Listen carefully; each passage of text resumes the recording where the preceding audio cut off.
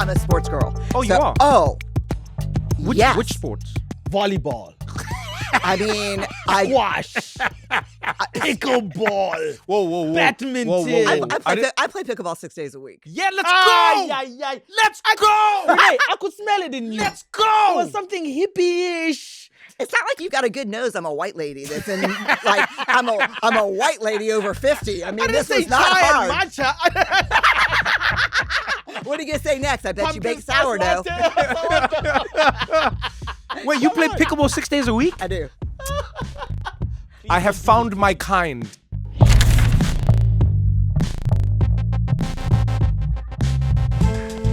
This is What Now with Trevor Noah.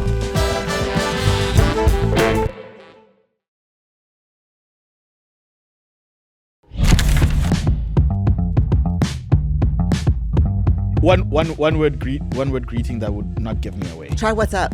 Hey, no, Brené. Okay. What? the Give me a point- the context. point here- Hey is- would probably work. Hey, point- I would try go with a hey. Look, Hey. I fought the water and the water. Yeah. I fought that one hard. First time I came, I would go, can I have some water? And I'll get looked at for a long time, stared at. Then I'll be like, hey, may I please have some water? And then I'll get water. Your water's sounding good. Yeah, you see? I Yes. fought that for long. So now Wait, I'm what? But it's extending. interesting that you learned to say it from a woman. Some water? Yeah, the way you're saying it. Because you go girl. You go girl. Again, Rebecca, Jess, nothing. No, but I'm serious. You go girl. You go girl. You go girl. when you Really? do it. Yeah, You're you like, go, hey, can I get some water? yeah, you're like, Hey, can I get some water? yeah. Wait, you go girl. You go girl hard. Hey, can I have some water? Now it's not really American. What is it now? No, it was a mix. It was like a hybrid. Your American girl sounds like American, Why but are it's we, American wait, girl. let me back up a little bit more. Yeah, Let me please. go all the way back to, this is what happens like when I'm working with leaders and everyone gets into this conversation. And I'm like, wait a minute, what problem are we trying to solve? That's my favorite question. Yeah. I think Eugene, the correct question for Eugene is, what problem are we trying to create?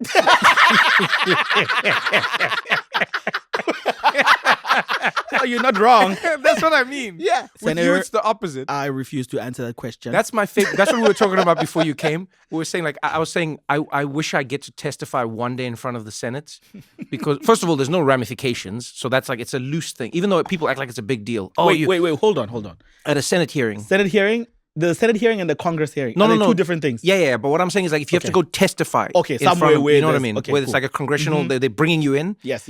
They always make it seem like there's consequences. There are none, which is great. What do you mean? This is basically just B-roll. Yeah, but they also don't. It's basically B-roll for They other don't like political punish things. you. Wait, nothing ever happens when No, people man, like testify the like big that. companies come in, industries come. It's like slap on the wrist. Nothing really happens. Or public flogging with Yeah, that's it. It's public flogging. Yeah, But okay. what I do enjoy is the no, Senator. Oh, yeah.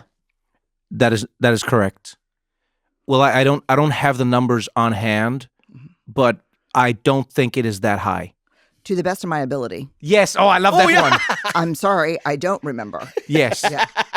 Yeah. I love it whenever they go testify in front of Congress, they don't know anything about their American company. accent is the best one to deny anything. It is. It really is. I'm sorry. It was Say that built again? for it. Yeah, it was. That's phonetically, we spent a lot of time on that. Right. Yeah. What do you mean? Like, it was part of it was part of our thing. When, we worked on it really hard to have the denial. With a denial. I feel like you're tricking us here. Because you're an expert. Now I have to believe. I'm like, I don't know if this is a real thing or not. No. Actually, how often do people think that you're saying something completely genuine when you're not? Because you're Brené Brown. It depends if you're related to me, you know I'm bullshitting you. Okay. But if you're in general, like You I never do, know. You don't ever know. But I think, I should probably be. Well, unfortunately, the same thing that makes you undateable makes me dangerous. You just say the thing that comes into your thing head. that comes to my head. Yeah. So I'm trying to. Oh, damn. I shouldn't talk about this. Okay, I'm going to talk about it anyway. Okay. Yeah. That's like your whole. Is that a denial? No. It's. I did this interview in January with the Financial Times. Yeah. Uptight. Yeah, like Financial FT, Times. Financial FT, Times. Yeah. And 20 minutes before I went downstairs, and it was in a room in the hotel, everything was unfolding with ICE in Minneapolis. And I was loaded for bear. I mean, I was coming out of my mind. So when I sat down, whatever the opposite of media training is what happened. Really? Oh yeah, I just went. And that's the whole thing and I kept, even on the elevator down, I was like, think before you speak. Don't think, then say it. Think, and then pause, and then say it. Think before you speak, and then just really pause. But it didn't work like that. And then what I'll go down in history for is potentially the best correction in Financial Times history, which said, researcher Dr. Brené Brown did not say she's in her fucking era. She said she was in her fuck it era. That is a correction they had to print. In the Financial Times. And then, one of the things that is one of the greatest corrections. No. That's what's going in my gravestone. No, and that noise, that sound effect, you do the sound effect really well. You might be my favorite at this. You go, make the noise when the texts come on. When you turn on your phone and there's 7, put your post Grammy, turn your phone on. Oh, you mean when the little bling bling bling, yeah, those when there's 30 of them. Oh, when it's bling bling bling bling. Yeah, and you turn your phone on, and you're like, oh no. That's it. Then you do that well. Yeah. Yes. You know why he knows how to do that well? His life? He doesn't answer texts. Wow, Eugene. What are you talking about? A text doesn't stop buzzing when you answer it or don't answer it. I feel like you just use this as a moment to air out a feeling you have about me. You can't answer a text. No, that was a deeply appropriately contextualized stray. To confirm nor deny that.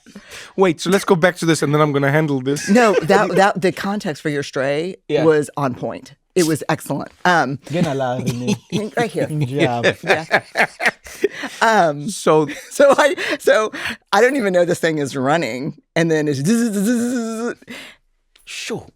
And when I saw the article, I was really upset because I thought we had talked about a lot of great things, and basically they took the 5 sentences where I was the most kind of angry and unhinged. Yeah. And they just then wrote around those 5 sentences. So it wasn't super coherent, but it made me look like one of the comments in the thing, which I shouldn't have read because my therapist says I'm supposed to be off those, but I read it anyway. Someone said, oh, wow, she's like the Beth Dutton, like the wild character from Yellowstone that kills people. She's the Beth Dutton of leadership.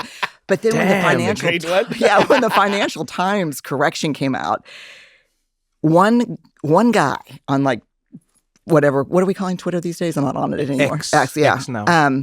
Said a Financial Times correction for the ages. And there's 50,000. It is the greatest. Yeah, that is the greatest correction ever, because now it makes me want to go read the article, because now it makes me... But it's funny.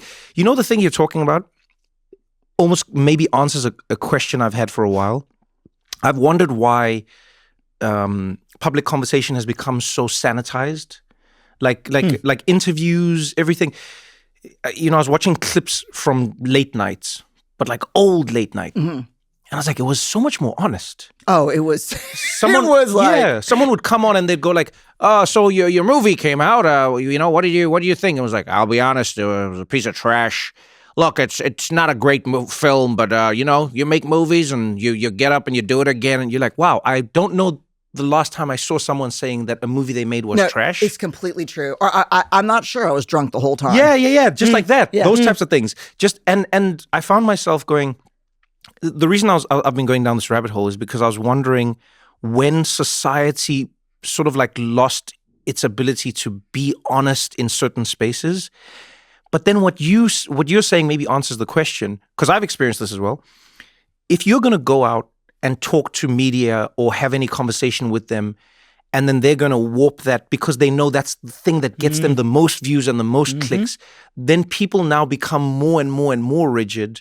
And so when they go to an interview or when they have a conversation, they go, I'm not going to say anything that you can use against me. 100%. That's dating. Yeah, but now what it means is you just end up in a world where you said nothing. Because you're so scared, and correctly, you're so scared that the person will take the one part of the interview, your fuck it era. They're going to take that and make that the interview, as opposed to putting it in context. And so then people go, you know what? You're not going to see any real parts of me. I will give you the most sanitized version of me. But then ironically, what that's done is it's made people, like, I think there's a reason TV is dying and like celebrity culture is sort of like waning. And now it's become more about social media because people are looking for real, and mainstream doesn't like have real anymore in that way. So basically you're saying people conduct themselves in interviews like sports stars do. Yes. They just state the obvious facts and They just say stay out nothing. of trouble. Well, they're very, I mean, so what I think is interesting, there's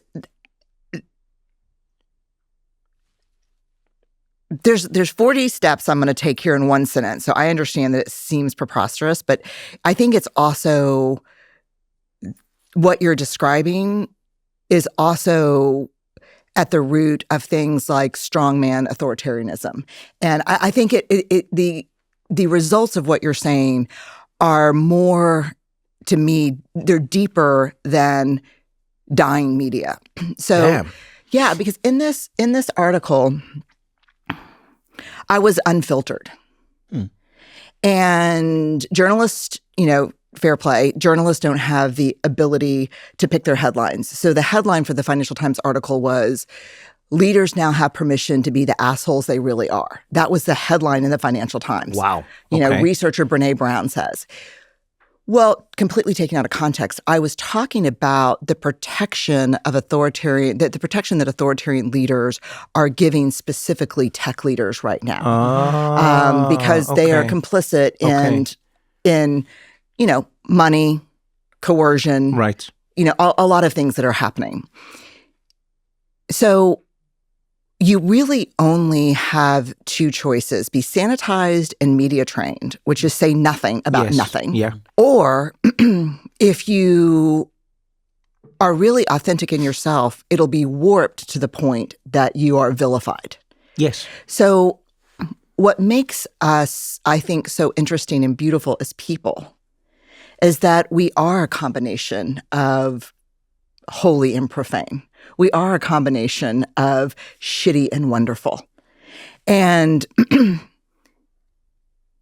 when you strip that ability to be both things in the media, it's just the beginning of how we see people. Yeah. You're human or you're not human. And so I find it to be, I think we had really important conversations about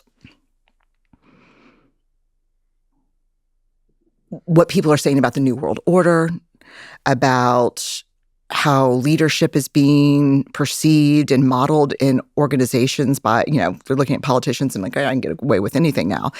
And then yet we just went with the 5 most outrageous, crazy things and built an article around that. And so the nuance and the context and the fact that I am both, I have something worth sharing and I'm pissed off.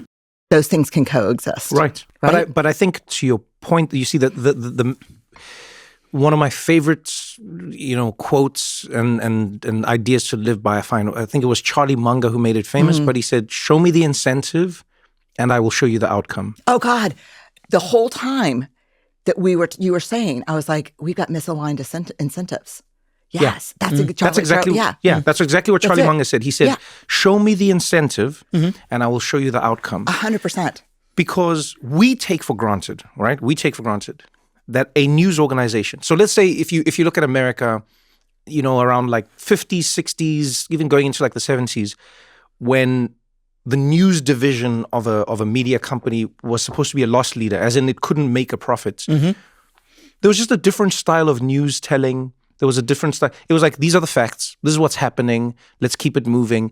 Because they didn't have to try and get your eyeballs, because they didn't have to try and get advertising, and so on and so on and so on. They were reporting the news. Yeah. So if your job is to report the news, you will report the news. Whatever news that is. But if your job is to get eyeballs, and your job is to get viewers, and your job is to increase readership, and your job is, well, then news might not align with that all the time. So then you start going, what's newsworthy and what's audience worthy? Clickable. What's clickable? And so having somebody say something crazy and making that the focus, that's the most clickable thing that you can create. And it robs, but to your point, it robs us of the nuance of genuinely of like everything, I feel. You know where you've seen it? You say the thing about athletes. Honestly, one of my favorite things about podcasts has been, have you seen how many athletes have podcasts now? Yeah. Where they now like say like the real thing. Oh my God. Express themselves. I love it so much. It's the greatest thing ever. I'm a sports girl. Oh, you are? Oh. Which sports? Volleyball. I mean, Squash. Pickleball. Whoa. Badminton. I play pickleball 6 days a week. Yeah, let's go. Let's go. Renee, I could smell it in you. Let's go. It was something hippie-ish. It's not like you've got a good nose. I'm a white lady that's in like I'm a white lady over 50. I mean, this was not hard. Matcha. What are you gonna say next? I bet you bake sourdough. Wait, you play pickleball 6 days a week? I do. I have found my kind. Please don't do this. Let's Eugene, go. You want to play? you know what's funny about this is? You know what's funny? Please don't. We'll be partners. You know what's funny about this, Will Eugene? you teach me? I mean, He's been trying for a long time. don't flirt with me. If you want to learn pickleball, I'm going to teach you. I'm going to find a court and I'm going to teach you. Look. Back where I come from, we say, like, I'm available. Can you tell where I'm from? I'm available for a water. You know what I love is you brought up pickleball. So Eugene hates how much I love pickleball. Yes. And so my deal. Are you feeling? Wait, Surrounded? no. Are you feeling left out? No. I love that I'm not part of this cult of yours. Eugene hates how much I love pickleball. So the Yes. deal I've made for our friendship is I don't bring it up. But he brought it up. That's what I love about this moment. Is that he has brought this upon himself. I'm constantly trying to find reinforcements here. And everywhere I go, turncoats everywhere. Everyone plays pickleball at some point, loves it. And I'm like, this guy, just the fact that he loves that thing. Oh, man. And I've tried immersing myself in it. I've gone to his pickleball matches at night. Yes, I've but you gone during the don't day. play with us. No, this is not. Yeah, This is not a spectator. I don't even sport. want to touch this thing. It's not a great spectator sport. It's the best participation sport. It's participate. I mean, but you know what? Mm-hmm. I see you. I think you want to play pickleball. I think you do. I think I like the clothes. I think The shorts are freeing. the shorts. I mean, there's It's a a great limit. excuse to wear the shorts and not have to explain yourself to anyone. I need to see what shorts you're talking about His first. shorts. Oh, what Very kind of short shorts do you shorts. wear? Oh, you wear short shorts? Yeah, he does. Are we talking like Are they short shorts? Larry Bird Celtic shorts? No. That's his friend. No. Who's Yeah, your- my friend who wears like the short. You're right. Hey, Lawrence wears the short shorts. Lawrence wears the short No, I shorts. don't have the short shorts. Because the short guys can be a menace on the court. Like we Yeah, no. He is I a don't menace. have the short shorts. I Yeah, just but have the shorts. his shorts are short. But 5, 7, or 9 inch shorts. What's your length? 7. Oh, you're good. Okay. Yeah, I'm a I 7. see. You like your legs. Yeah, but Eugene is still like, for him, that's still short yeah, that's shorts. still. That's a short. Yeah, I'm but are like- you more like an Adam Sandler short guy? Yeah. Oof, yeah. But not too much over the knee because it kind of squashes But me to in. the knee? But just almost by the knee, just enough. Two fingers. Can I borrow him to go shopping and play pickleball? Any time. I'm going to put you in some 9-inch athletic shorts. Right. And then we're going to play pickleball. No long socks. I'm with you. I can't do long socks. But can you do ankle socks? Are you a no-show guy? I can do an ankle sock at a push to solidify our relationship because I'm giving you just a little bit just to show you that I trust you. But Like, I'll go secret socks any day. Tucked in, no one can see, I'm good. But if you're saying, okay, Eugene, if you're going to go with these socks, I would feel like you're trying to get involved in my world because I like submerging myself in people's worlds. If you give me a 9-inch hem on your short, I'll give you no-show socks. Give me a 7 and maybe I'll... Do a crew? Wow. You saw it here first. I did see it here first. Yeah. That is impressive No, deal making. we're playing. Like I will fly back here to play. That is you live here? impressive deal making. Sorta. So He wishes. But wait. But I want to know. Like, let's go back to the sports things. Like, okay, wait a minute. Okay, one thing I wanted to say because I'm like I just want to finish a. I thought. I want to go back to when the news was a loss leader. Yes. It was interesting. It was a financial loss leader, but it was an equity builder for trust in the network. Yes. So Say that again. okay, so news was a loss leader financially, but its only job really was to build equity in the network, so that other people didn't have that job, which I think is part of. I don't want a talk show host being tasked with building equity in You're trust. not wrong. Right. You're not wrong. I don't want that because Something has failed. Something has failed. Yeah. And I don't believe you to begin with. Like you're in a bit. Mm. You're in a bit right now. Like, and so, but the news, when the news's job was to build equity through public trust without regard to financial encumberment, I guess, we were better. Mm-hmm. I think we were better then. And then pickleball, I do play 6 days a week. And it's been one of the most fun, because I was a tennis player for 40 years and I follow a lot of sports. I follow Go Birds. I'm an Eagles fan. I'm a huge Liverpool fan. In fact, I just did. No ways. Eugene has just been thrust into. Oh, Eugene, I'm sorry. This feels like a trap. I didn't. Let's hold hands, Eugene. Come on. I Ready? swear I didn't do this to ready? you. Walk on, walk on. This can't be happening. Oh, Eugene, I'm so sorry. Wait. You love pickle and you're a Liverpool fan. Yeah. In fact, I was just on a podcast in the UK and they handed me their phone and they said, hit play. And it was Steven Gerrard saying, No hey, ways. Brené. Yeah. Best I word got ever. goosebumps when you said that. Yeah, me too. Anfield, baby. Ride or die. I'm dying. If those are the options, he's picking death. Inside. I've never had anyone actually respond to ride or die with I'll choose death. Don't go anywhere because we got more What Now after this. All right, Eugene, let's play a little game. Make something fun. 2 truths and a lie. Here we go. 1, I've had to tell a world leader that their fly was undone. 2, when getting dressed, I don't do sock, shoe. I do sock, shoe. 3, I've been a Verizon customer for 11 years. What do you think? Very confused. First of all, why would a world leader own a fly? Because those things just come uninvited. Secondly, lying to your friends is not cool. There's never been a game. No, Eugene, a fly is for, like, the zip is what, and then it's not a lie. It's a game where I'm trying. It's like I give you information. Okay, I lied. All 3 are true, Eugene. And in case you were thinking, Verizon isn't as expensive as you think. In fact, if you bring in your AT&T or T-Mobile bill, they'll give you a better deal. And the reason I've been with them for this long is just because I travel so much. I need a network that's reliable. That's right, a better deal on the best network with the most ways to save on plans, streaming, and phone deals. Take your AT&T or T-Mobile bill to your local Verizon store today, get your better deal, and start saving for real. Based on Root Metrics' best overall mobile network performance, US second half 2025. All rights reserved. You must provide recent consumer mobile bill in the name of the person redeeming the deal. Additional terms, conditions, and restrictions apply. So, do you understand how 2 truths and do you understand it now? I understand that you didn't have to lie first before telling me that Verizon is the best. No, I wasn't lying. Eugene, it's not a lie. I wouldn't lie to you. It's a game. Okay, I'm sorry. I lied.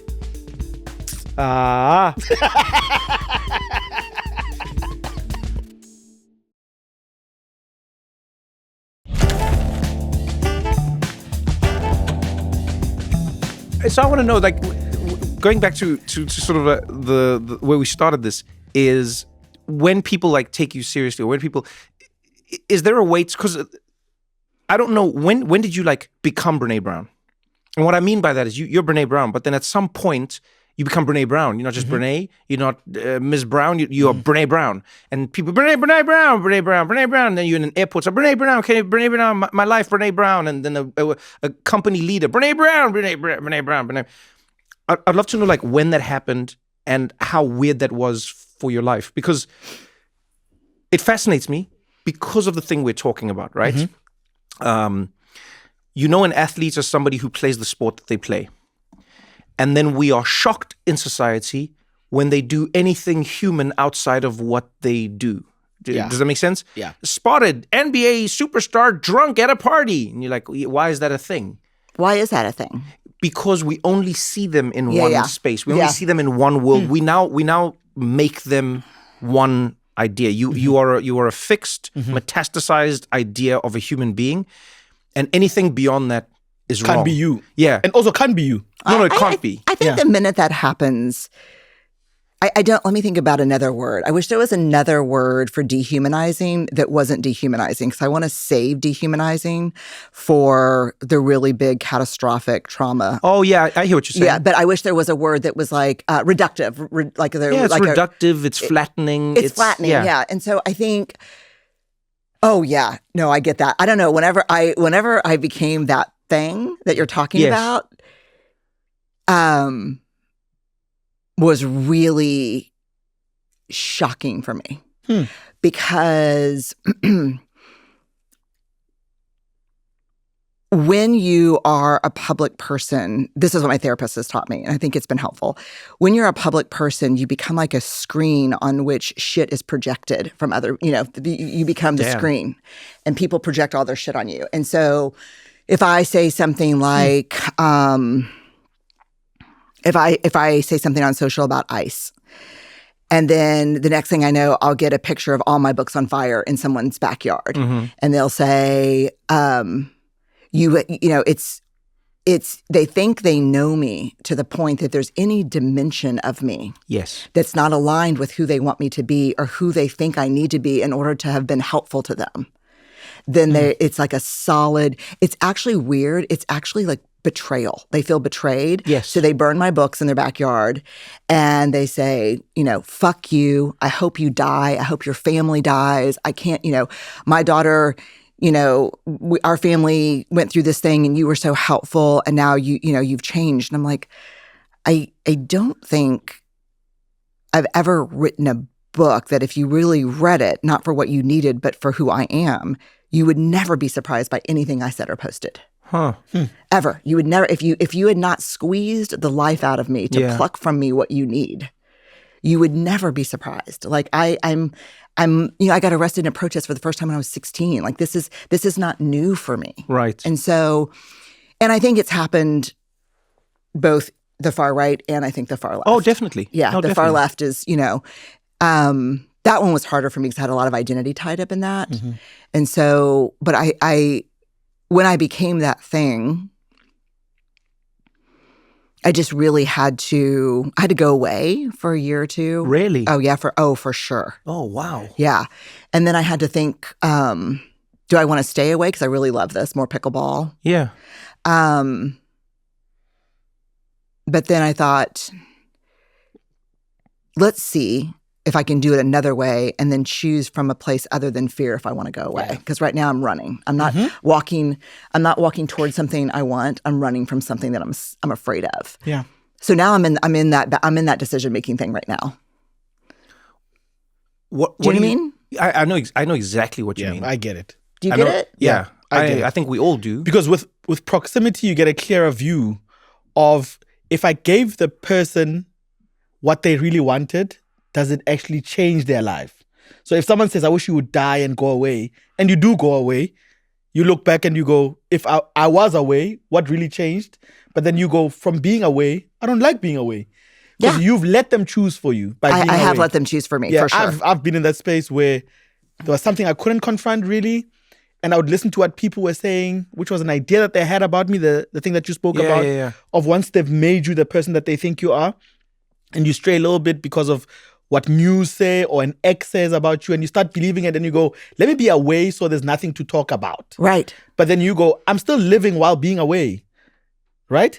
I'm still living while being away. That's the hardest part. Yeah, I'm here still. I'm still here. Yeah, I didn't delete myself. I've deleted myself from your existence, right? But I'm still here. Then you go, okay, then I decided to live loudly and say, and it was on one of the episodes that we first did together, where I would say all the things that people were always misconstruing about me and things that were true about me that were deeply hurtful that I went through. Then I felt so liberated because I felt like I was actually saying it from a point of honesty, not from a point of defending myself. Defensive. Oh, God, yeah. That's the worst part. That's the worst. I mean, it is. And then because it's like, betray yourself last. Yeah. Like, Yeah. you know? Yeah. Because at some point when you're defending yourself, you're going to lie about yourself. You have to. At some point, you're like, and then that thing happened. Yeah, but I know why that thing happened. And you keep going back and back and back. And the reel rolls further until you go, I can't go anymore. But when you're telling the truth, it's quicker, it's better, and it's liberating. It's like that deep sigh that I felt after we did that episode. Yeah. That episode was long. It was like 3 hours because we had hung out before and then we did the episode and we hung out after. And the relief I felt of knowing that I said what I wanted to say and I didn't care because I've experienced the worst from people who say, this is who you are and this is what you did and da-da-da-da-da. And I gave them the thing that they wanted. I went away. But I told the truth and I said, I'm not going anywhere. Okay, this is so powerful. Can I ask you a question? Yeah. So when the people are thinking, when you think about the people, one thing that you said that I have a question about is who people think I am. Do you think it's who people think you are? Or do you think it's who people need you to be in order to work out their own shit, in order to, feel better about themselves? Is it really, is the struggle really about who people think we are? Or is it really about who people really need me to be? Because if it's... Absolutely, yeah. Yeah, do you know what I mean? Because if it's about who people think we are, I spend a lot of time trying to work to change that. Oh no, like let me go in the comments and say, oh, actually that's not true. Yeah, but then I realized, well, this is a fucking losing battle because this is not about who people think I am. This is about who people need me to be. People need me to be this. Yeah. Because if I'm not this, it's confronting to them in a way that's uncomfortable. Yeah. And I think that's so powerful. I think one of the most unfair thing that people can ask from other people is not honesty, it's not reliability, it's consistency. As a human, I can't guarantee that I'm going to be consistent in anything. In liking you as a partner, in being consistent at my job, or loving the job the same way again, or walking the same path. I cannot promise that I'm going to be consistent. But what I can promise is I'm going to do it from a place of love. So whatever it is that I change in my ways, that would make someone go, you're not the same person anymore. And I'm like, yeah, but I'm not doing it to hurt you. I'm not doing it to hurt myself. I can promise you now that I'm not going to be consistent in this, but I'll try to do it from a place of love. And that's what I've had to do. And I've had this conversation with my daughter. And I said, there's things that we used to do together, I'm not going to be consistent with. You'll look at it and go, we used to do this and consistently, and now you're not doing it anymore. And I'm like, yeah, whatever change happened and whatever path I chose to be consistent on and venture on, I'm doing it from a place of love. But I realized that I couldn't be this reliable, consistent person to everyone because it was those small little roles that everyone assigned. And when I strayed a little bit and everyone go, what are you doing? So it's really, wow. I find one of the more fascinating aspects of life is that we can all solve a Rubik's Cube using completely different techniques. At the end, we always, most people end up in the same place, but you find we all got there in different ways. So somebody figured out like a trick to align the things in one direction. Other people just kept moving the pieces around until they got like all the lines. Someone just went, I'm going to take the colors off completely. I'm going to peel the stick. I'm going to peel the stickers off. Yeah. Line them up and there then you go. Back on. Yeah. So some people, but the point is we're all trying to get to the same place. What I'm genuinely, eternally grateful for, even in this conversation we're having here, is I had one of the stranger interactions with people online because I never engaged with the comments section, but I would engage with the commenters in the section. Like in a DM or something? Yeah. Okay, got it. And I've told you this story before, but like when I was very early on starting the Daily Show, people were just like, this person shouldn't be here. We hate him already. He's terrible. He can't say, he doesn't say women properly. Because in South Africa, we say like, when we're talking about like, we say women, that's plural for, but what Americans say women. Yeah. but we pronounce the O more, and people were like, can't even say the word women properly. And it was like this whole thing. But it was everything, right? And then there was one commenter who was more prominent than others in the mix. And I DM'd him, and I was genuine because I was new to this. I went, hey, why do you hate me so much? And I'll never forget, there was a guy from Canada, and his response, it was actually beautifully effusive. He was like, hey, Trev, hey, buddy, I don't hate you at all. He said, I'm just joining in with what everyone's saying, and it's fun, and we're piling in. And he wrote it out. I could probably still find it in my DMs. He wrote it out. And can I tell you, I'm eternally grateful to him because he was honest enough to be aware of what was actually happening. Because someone might be like, you know why? Or they try and like put it back on you. He was like, oh, yeah, you've done nothing wrong. We're a mob. And as a mob, we're coming for you. It's a lot of fun. And this is what the internet does. Welcome to the internet, buddy. And he was like, just for the record, I think you're very funny. I do think you're going to fail on The Daily Show, but I think you're very funny and I wish you the best of luck. And I just went, what is happening here? And I know this sounds crazy, but just that interaction gave me a third way to think of it. I went, it is not that the person, people think I'm this way. It is not even that they need me to be this way. I have just happened to step into the spot where somebody was about to drop a bucket of water. You happened. Does that make sense? Yeah, you happened into the spot. Yeah, the right spot. So the way I started thinking of it is I went, everywhere, all the time in our lives as people, we have buckets that we're filling with water, and that water is whatever emotions they may be. We've got a bucket of love, we've got a bucket of anger, we've got a bucket of hate, we've got a bucket of disdain, whatever these things are. We've Mine got are these water buckets. balloons. You're the water balloons. I like that. You are a water balloon kind of guy. Accuracy. So I can already see it. We're filling them up. We're filling them up. We're filling them up, or they're being filled up. They're being filled up, and if you're not aware of it, they get full. They get full, and then at some point you tip it out. Whoever's there when the tipping happens gets all of it. They just get all of it. And this person made me realize sometimes we make it seem like the bucket is being tipped on us. It's just being tipped and we're there. It's just being tipped. Thing was going to happen, and you are anyway. perfectly positioned for the tipping to happen. And so I find sometimes it happens in life. A parent will fill up their bucket with, Oh, for sure. It's like all the things that frustrate them, and work and this and then the kid will be there at the moment that they're tipping the bucket. Discharge. You little shit, all the shit, shit. And then the kid's like, oh man, wow. I'm drenched in hate.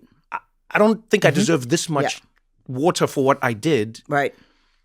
And now you're the tipper and you're going, the same thing happens on the internet though, is when you open the app on a day and your bucket is filled in a certain way, you will find the thing to tip into because it's there already. Yeah. So if you're in a good mood, you'll be shocked at how quickly you scroll past the bad stories. And when you're in like a rage, and you open that app and you're going to find, and then you go like, you know what? Take this bucket. Here you go. How dare you study law, Kim Kardashian? Who the hell do you think you are? Why did that make you angry? Yeah. Genuinely, what are you angry about? Yeah. What offended you so much? She thinks she can go and be a lawyer, but why are you angry? Yeah.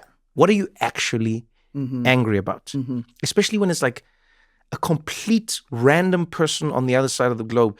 And so what it taught me was, and maybe there's like a component of spiritualism about it, was genuinely, I'll go like, oh, it's not about you, but like in a really wonderful way. Yeah. I was like, it's just not about you. It's really not, yeah. It's not about you. It's not about you. But maybe that's the thing. Outrage, it's not about you. Outrage offers us a chance to be mean without taking responsibility. Definitely. Like, yeah, why? But why not? Yeah. Explain. No, you can see it by yourself. the way, I also think we need it though. Being outraged. Yes. I think in society, this is why I love sports. And this is why I think sports is one of the most important things society has. Same.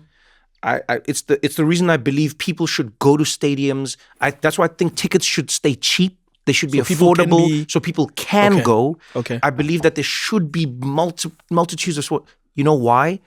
Because it is a place where it is appropriate for you to hate, and you let that hate out I'll kill you. I get that guy off the field. You piece of shit. You're right. And you can then be like, all right, let's go home, Billy. Come on, boys. I've never looked at it like that. Yeah, because we are getting fewer and fewer spaces and places in society where we can tip out our buckets in a safe, an acceptable way.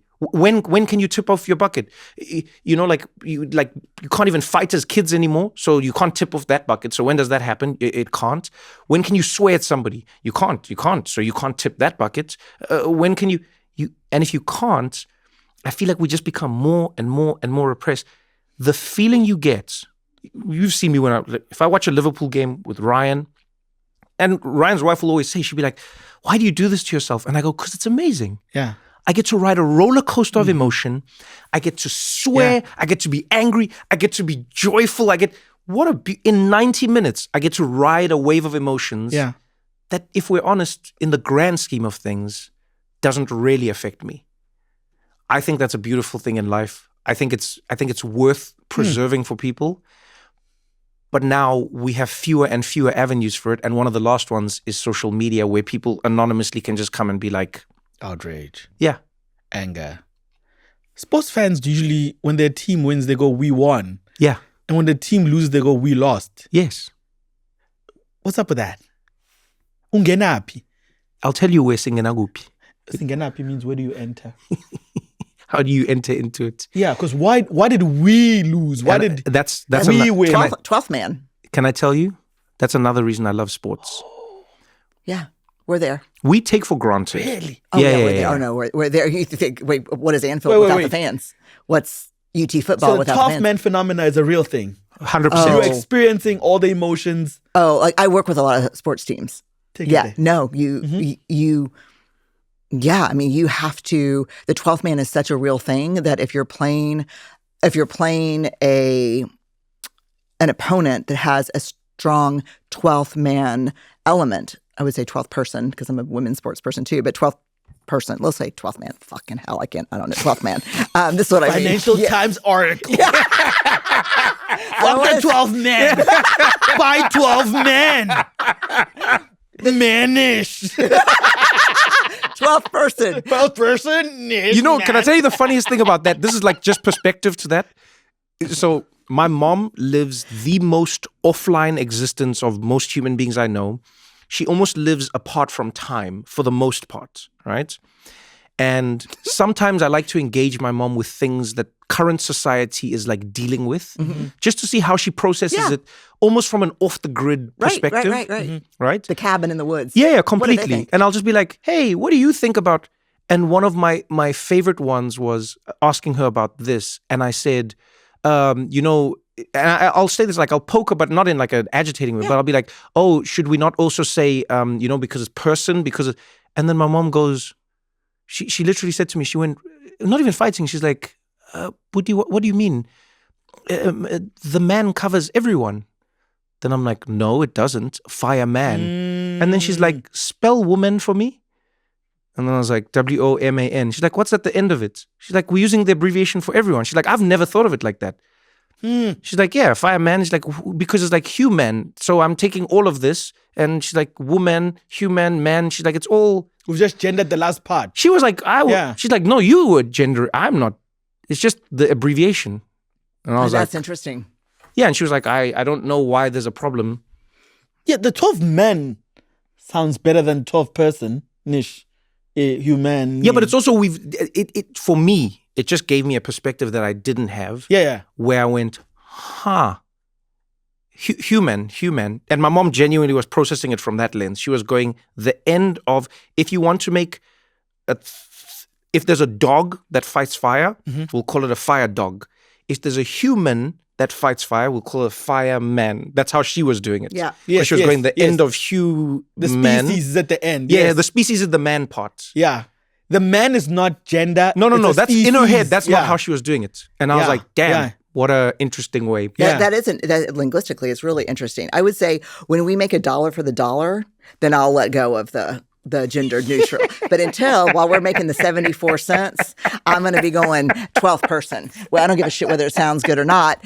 And if it would have started 12th person, It would sound normal now. Yeah, I that's think. true. Yeah, I but mean, that's now, language. yes. But that's Yes. language. It's Everything language, is going to sound right. weird until it's normal. So, but the 12th person, the stands or as a player is so significant that it changes the training weeks leading up to games where that phenomenon is the strongest.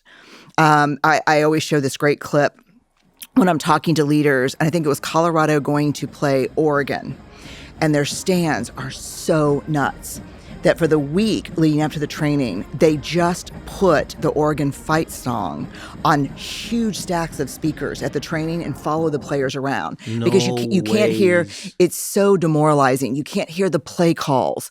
When it's third down, I'm a Longhorn fan, so University of Texas. Third down, it just says on the big thing, make noise. And we get so loud that they can't hear the play call. So they're probably going to, if they can't hear the play call, how fast or slow the pocket collapses around the quarterback will change. And that means they will probably try to run the ball instead of throw the ball. And if we're in like a short yardage situation, it just gets very complicated. Messy. It gets messy. So 100%. I mean, I think you saw that at the Derby. You know, Liverpool, you saw that it's just, it's very, if you love football, you can watch people fighting back tears that are fans of the other team in Anfield when they sing "You'll Never Walk Alone." Oh yeah. No, it's just, something. It's man. Your it's goosebumps magic. have goosebumps. Goosebumps have goosebps. It's like pickleball. You No, I'm can't just even. kidding. You can't even. You know who said it the other day? Actually, was they asked Wow. they asked Luis Enrique, the coach of PSG. PSG. They said, "Hey, we read a story that you snuck into a Liverpool match right after you retired from playing football. You came and you watched and then first he was taken aback. Then he's like, who asked that question? And then he's like, that's good research. And then he's like, yeah, I just wanted to come to Liverpool to experience it. And he says, he's like, it's not just a stadium. He says he's like, you feel the fans, you feel.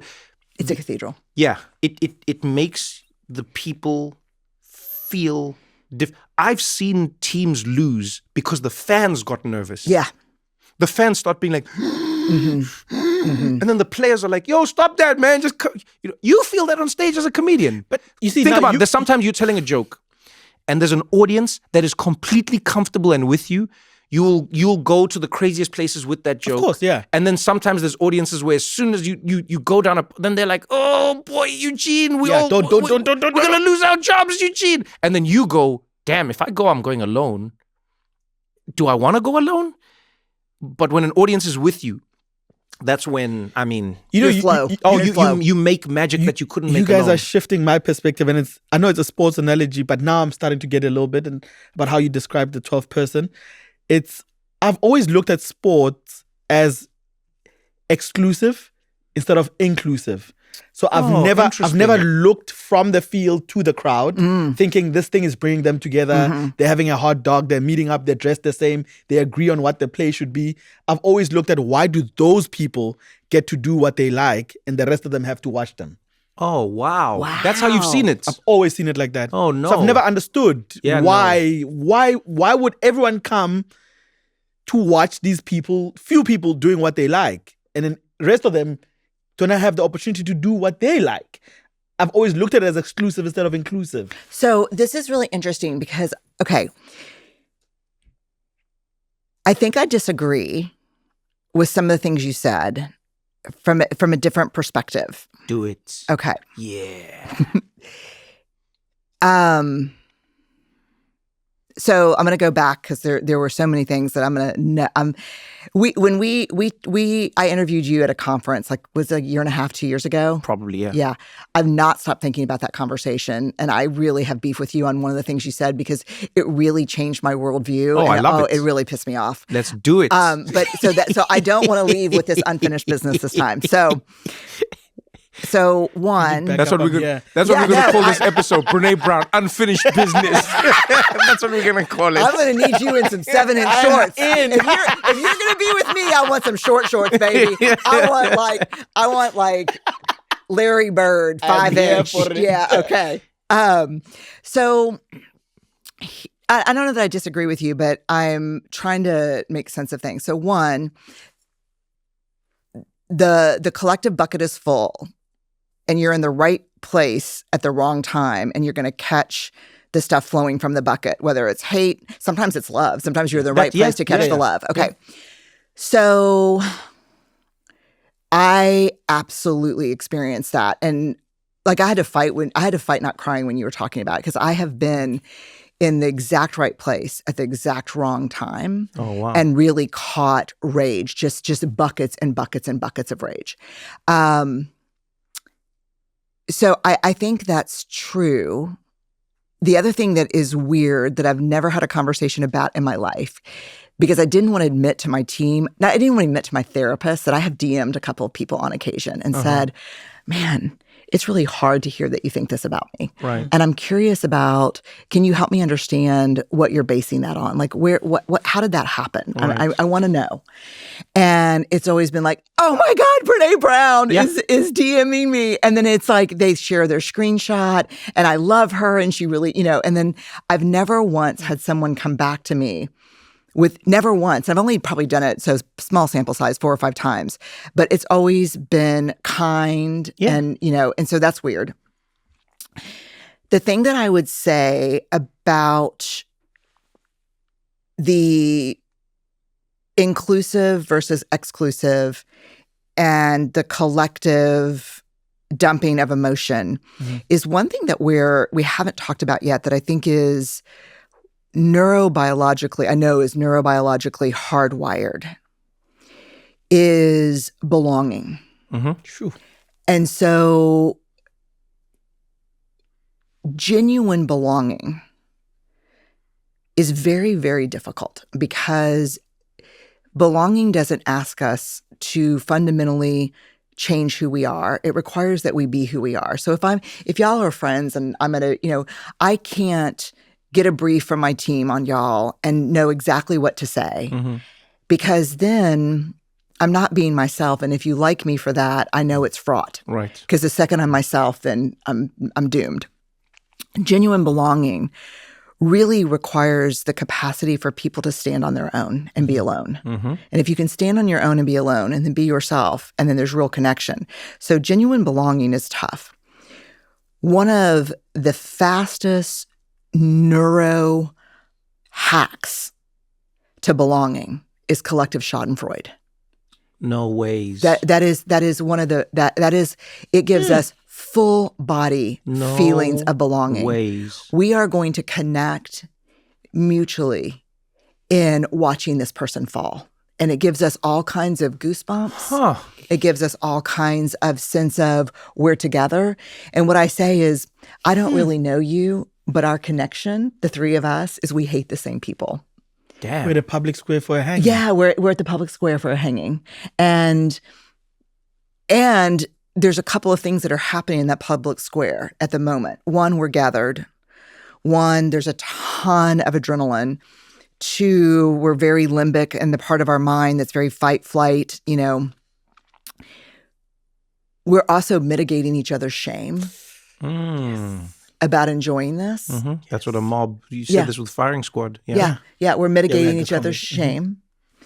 So the collective schadenfreude about watching someone, especially who's got celebrity or a platform fail, it's not lasting or meaningful. It's kind of like you're hardwiring it. I mean, hot wiring it, like you hotwire a car if you're stealing it, right? But it's there. So that's one thing I would say is I don't think we can forget the counterfeit connection we get from collective schadenfreude. And in a world where so many people are in pain and don't have what it takes to forge real connection because we're so lonely right now, it's a surefire way to get it. It's just absolutely a Faustian bargain, right? We've never been so alone. Right. In a room full of people. Right. Open your phone, dozens of people. Right. Social. You're right. We've never been so alone. Right. And so we're so alone. So we are so, and again, neurobiologically hardwired for connection. And in the absence of connection, there is always 100% of the time suffering. And so we're suffering. And so to be with a group of people, even in the comment section, it's a hit. It's just a hit of connection really quickly. It is corrosive and damaging over time because we know it's not real, but it can give us something quick. So I would say we should really think about the collective schadenfreude and need for belonging that we're getting. The second thing I would say is one of the things that worries me a little bit about, and I get criticized for this a lot, and I think some of the criticism has been helpful because, I mean, when I wrote Strong Ground, it probably has probably the last leadership book I'll ever write, and it came out last year. It probably has 30 sports metaphors in it, like chapters built. I mean, there's a chapter called the Tush Push. Yeah. There's it's based on, because I think sport is leadership theater. It's everything. Yeah, yes. right. I think it's life theater. It's to life. Be honest with you. It's life theater. It really is. And so the one thing I would say is dangerous is us collectively coming together to find a place to empty our rage bucket. For me, is the best of sport, and why sometimes I find it indefensible and the worst of sport. Interesting. Okay. So we know that the busiest day of the year for domestic violence hotlines is Super Bowl Sunday. I did not know that. Yeah. We know more women are beat by male partners on Super Bowl Sunday. Are you being serious? Oh, yeah, 100%. Yeah, 100%. We know that, and I'm talking about this honestly because I came from kind of a baller family. We were athletes. My dad played football in college. But I also grew up with a very complex father who Sundays were not safe in our house. Damn. Based on how the games went. Because we weren't, we grew up with NFL was like our Premier League, right? Right. Mm-hmm. So I would also say that giving ourselves permission to feel hate or rage in sport is really dangerous. So right now, what I'm seeing with college football teams that I work with are, and I hate to be the downer in this, but I think it's a really important conversation. The realistic, the real in this. It's not even down. Are these 18 to 22-year-old kids that are playing college football that are, and we'll get into a really hard topic here, that are getting death threats every day because betting has become such a problem. It's a scourge. It's a scourge, right? It's a scourge. And fuck the people who do it. It's a scourge. And that market to young boys who are lonely and need the hit. So these football players, many of whom have trained and worked their whole lives, for a lot of them, it's their way out. It's their way to a college education, are getting, really death threats every day that, hey, your fumble cost me my parlay. Mm-hmm. And so sometimes, as a UT football huge fan, season ticket holder, sometimes I have to put myself in a trance to get through a game when I'm seeing the, 240-pound guy yelling at the 19-year-old kid. Forgetting he's a kid. That you're a loser and your ass out there. And, and I'm like, these are kids. Like it's, I think sports is the best of us, but I also think it's the worst of us. I agree completely. Look at the racism in European football. Mm-hmm. Like, I mean, just so I think people should take more accountability for their buckets. Oh, that I completely agree with. Mm-hmm. Yeah. No, what I was referring to is the person who has been drenched. I was talking about how person who catches it. The person who catches it. You've experienced it in your life. Mm-hmm. You've been a child. Mm-hmm. You have been a spouse or a partner. You've been an employee. You've been a citizen. You've been a bystander. Whatever it is, you've been somebody who has experienced a drenching. And all I was referring to is the thing that helps me, even though the drenching doesn't necessarily change, is just trying to remember that bucket could have hit anyone. And it helps me remember it, because I think sometimes what happens in life, really interesting. What sometimes happens in life is we, without knowing it, ask ourselves or blame ourselves or question ourselves or infer anything about ourselves because the thing happened. What did I do to bring this on? Anything. Ah, man, I wish I hadn't crossed the street that day.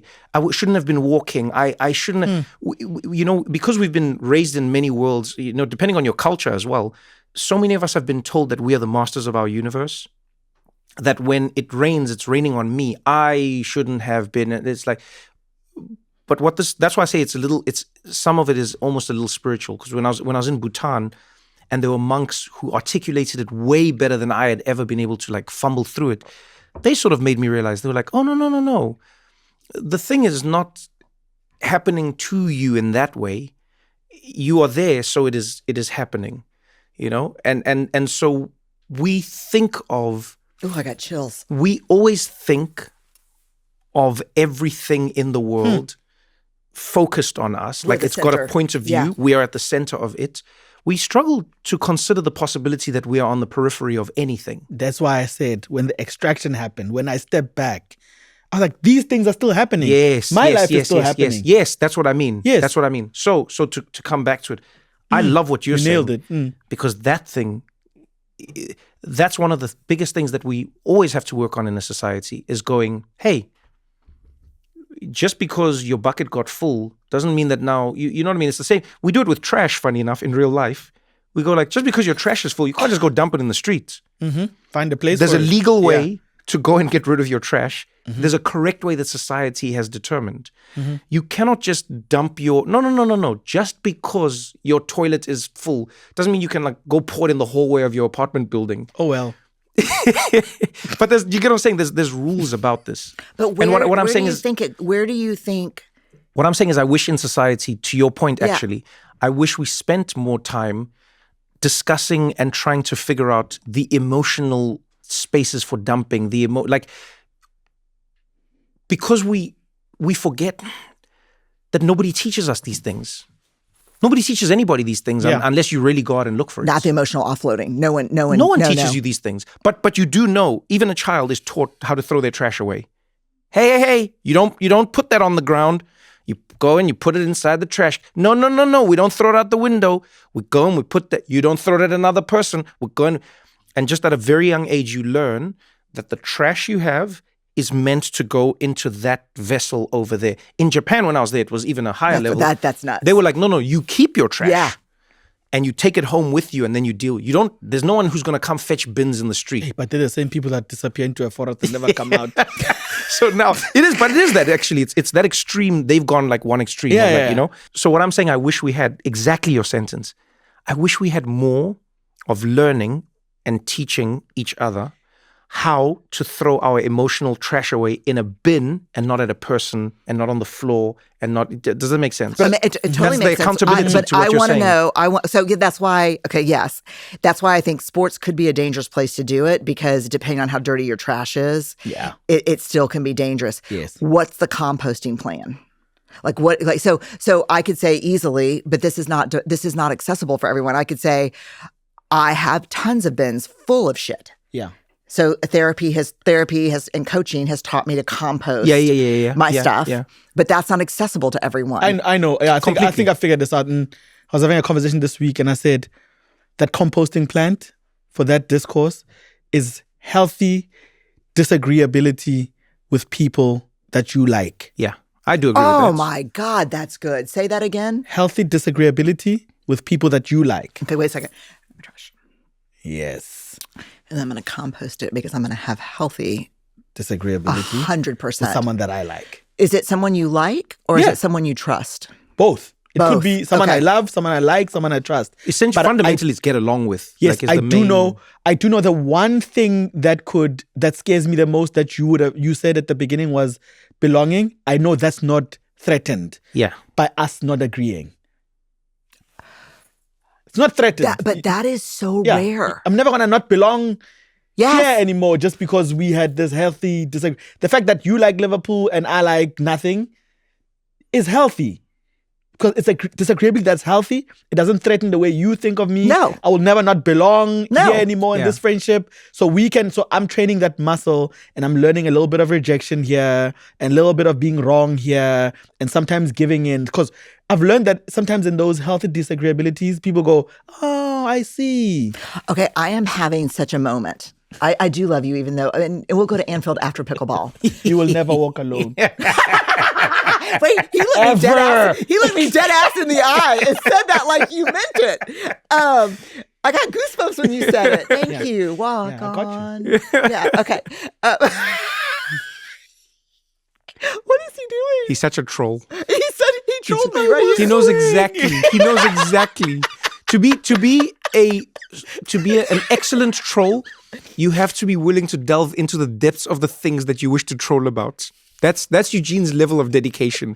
He'll learn players, coaches, games, everything, so that he can fully participate in the level of trolling that he needs to. Yeah, I mean, I felt like you just did something where it's like, I'm like, hey, and they're like, oh, I'm bleeding. I just got shivved by yeah, but I didn't even feel it go in. No. Really gently. It's the smile. Yeah, it's the shivving versus the shanking. Okay, okay, so what's so weird is sheath my shiv. Yeah, can you put that shit away? Yeah, okay, got it. In your 5-inch shorts. Okay. So I'm like, I'm connecting things that are like maybe true, maybe not. Let's just try it on. So you said something when you listed all the things that are happening as we disagree. Like, ooh, I'm taking one to the chin. Mm-hmm. I'm giving one. I'm being forgiven. I'm forgiving. There's some grace, like that back and forth that happens, right? When you belong and you can really disagree. One of the things that I'm tying that to when you said, kids are not fighting anymore, which is probably good that, we're not like, like to the degree that like when I was raised where you Oh, yeah. No, there's degrees of everything. Yeah. Right. Exactly. But I will say one of the things that's really coming up for me is the research on the importance of play. Yes. And physical play. Mm-hmm. And kind of shoving down play. I'm swinging from the bar and I kick you, and then because one of the things it does when we're young is play teaches us a lot about how to develop relationships in the context of learning how to push, how to be pushed, how to forgive, how our choices actually impact other people, and how we can wrestle and have fun and enjoy it. There's a line, right? And kids are not playing anymore. Kids are on screens. They're not playing anymore. So I think I'm just curious about like, it goes back to even our conversation about sanitized interviews or weaponized interviews. Yeah. We just don't know how to get in there and shove around a little bit and become better human beings. But even here sorry. Yeah, no, I was going to say, so even with, what I love is the framing that you're using there with the kids. Mm-hmm. I think we take for granted how adept kids are at actually understanding that play delineates from life. So if you remember being a kid, there are things that would happen on the playground or in a play setting that would hurt you, that would make you angry, that would make you happy, that whatever it was. But in a strange way, you knew that wasn't your life. That's 100% true. Does that make sense? Uh-huh. So you could say with a kid, I mean, you're a father, but you could like say with a kid, you could go, what happened? And then it's like, they were playing. Don't push while you're playing. But there was this there was this line where you sort of like knew that happened in the playland, even though it was real, but it happened in playland. Yeah. And then you can now come back to normal life where it is not happening. Yeah, right. You hurt your knee doing Yes. That thing happened there. The person pushed you there. Context. And while it is still not acceptable, it is more acceptable that it happens there. So if a kid pushes you on the playground, at least when I was growing up, they would deal with it differently to if a kid pushed you in class. Yeah, for sure. Don't play rough. Right. But in class, it was like, no, now you're fighting. Right. This is full on. No, I don't know where this is going, but this is so true. Okay, yes, that's true. But do you get what I'm saying? 100%. Mm-hmm. So what the scar is real. Yes, the bandage is real. But the pain is real. But it happened there. In a context where it was normalized. Yes. And it was almost not real. That's the main thing for me, is that it was almost not real. Maybe that's where, because I'm starting to realize here there's a pattern of the effects of things that we feel. Say, for example, you're in a relationship Yes. and then you are being vulnerable to this person. Yeah. And then they throw it back at you Oh God. later on. They're Yeah. like, Yeah. no, it happened there Yeah. when I was feeling this, but now you bring it here. So that scar is real, that pain is real, but it's at the wrong place. We're not at the playground, so you're not allowed to shove me. And then the fall won't be associated with play. Yeah, it's not. Yes, the fall now is completely real not. because now you've taken what should be happening there and it's happening here. So the best way I can, if I go back to sports, this is what I will say. One of the things I try to remind myself of is the fact that there are many things happening in the world that are merely magnifying glasses on a symptom, but they're not the cause. So where I'll go back on the sports thing is I'll go, it is sad to say, but it's probably true. I don't think domestic abuse changed because of sports. I don't know the numbers, but if I was to bet, I would say I don't think that domestic abuse changed because of sports. No. I still go back to the bucket. I go, that man uses the sport to fill his bucket. Who's in the house with him?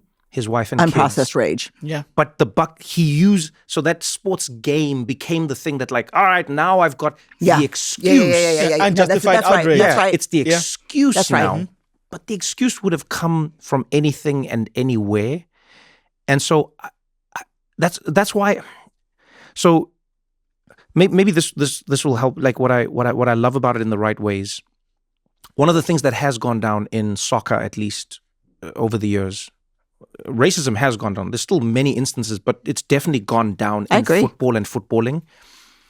Another thing that's gone down is violence. I agree. Right? So the hooligans. Yeah, it's really gone down. There's still definitely cases, but it's not what it used to be. Okay.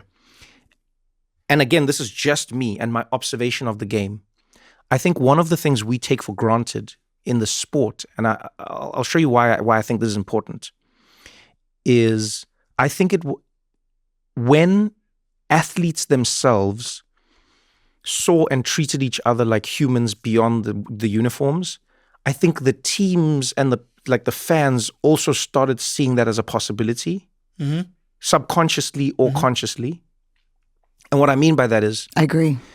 if your team is playing on the field and they go punch the other team because something went wrong on the field and then they start punching, I believe you are more likely to feel like it is apt for you to go and punch someone outside because they're wearing another uniform. Right. That's what I believe. Right. If they do it first. Yes. Oh, I think violence is normalized then. Yeah, you go like, sure. you're like, this is what we need to do to the other. Yeah, this is normalized. Because the people I look to, they do it. I will go outside and I too shall do it.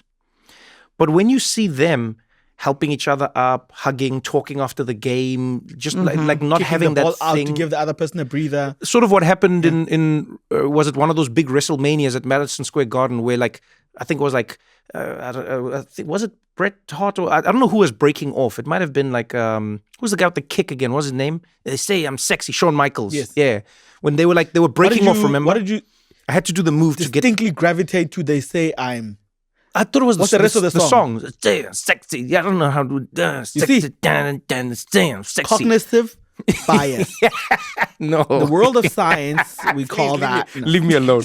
So I'm like fascinated. No. I'm like, about Wimbledon. No, I know it's a long explanation, but this is what I mean. No, I'm tracking. In that moment, Yeah.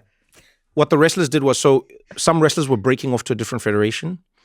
It was like Liv and Yeah. the PGA. And then on the Okay. night, they stopped in the middle of a fight and they went and they hugged each other and they were like, I'm going to miss you. But they were like enemies on the wrestling scene. Yeah, they were the rivals. I love those human moments in sports. They're my favorite. But so many people in wrestling and the fans, they were so angry because it like broke the thing that they were trying to maintain. Do you know what I mean? Directly in the camera. Like they let their humanity out a little bit. But more than that, for me, what I think was the people, especially the fans that night who were there, I think they were angry as well because you've taken away our sort of like, not that people were going to go punch each other. I don't think wrestling had hooligans, but you've sort of put the emotional responsibility back on us now. To check ourselves? Because you can't go that they No. hate each other and beat each other. So you're like, so my rage is just my rage. It's not a, does this make sense? Yes, 100%, 100%. yeah. it's my thing. It's not their thing. And so when I extrapolate it further, I go world leaders.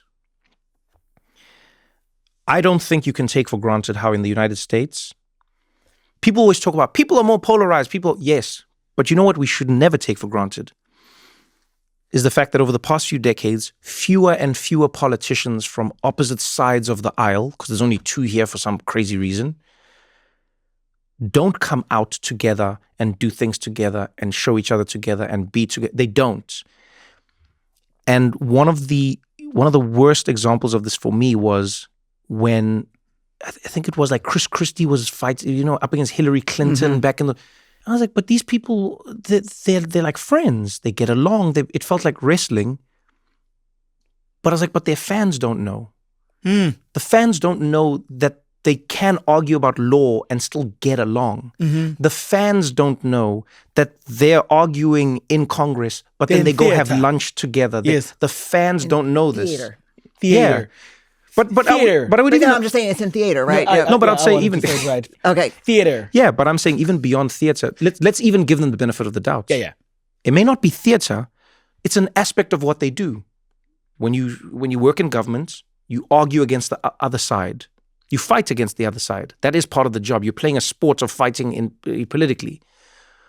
But it would be nice if you showed that you also see them as humans when you're not fighting, because I do think then your fans in the stands would go, oh, Mitch McConnell goes for lunch every day with, Chuck Schumer, whoever it is. It's why people lose their mind when they see George W. Bush and Michelle Obama. Yeah, people Hanging are out. like, people are like laughing. Yeah. People are, because now they seem like outliers because they do that when they get along, but that used to be normal.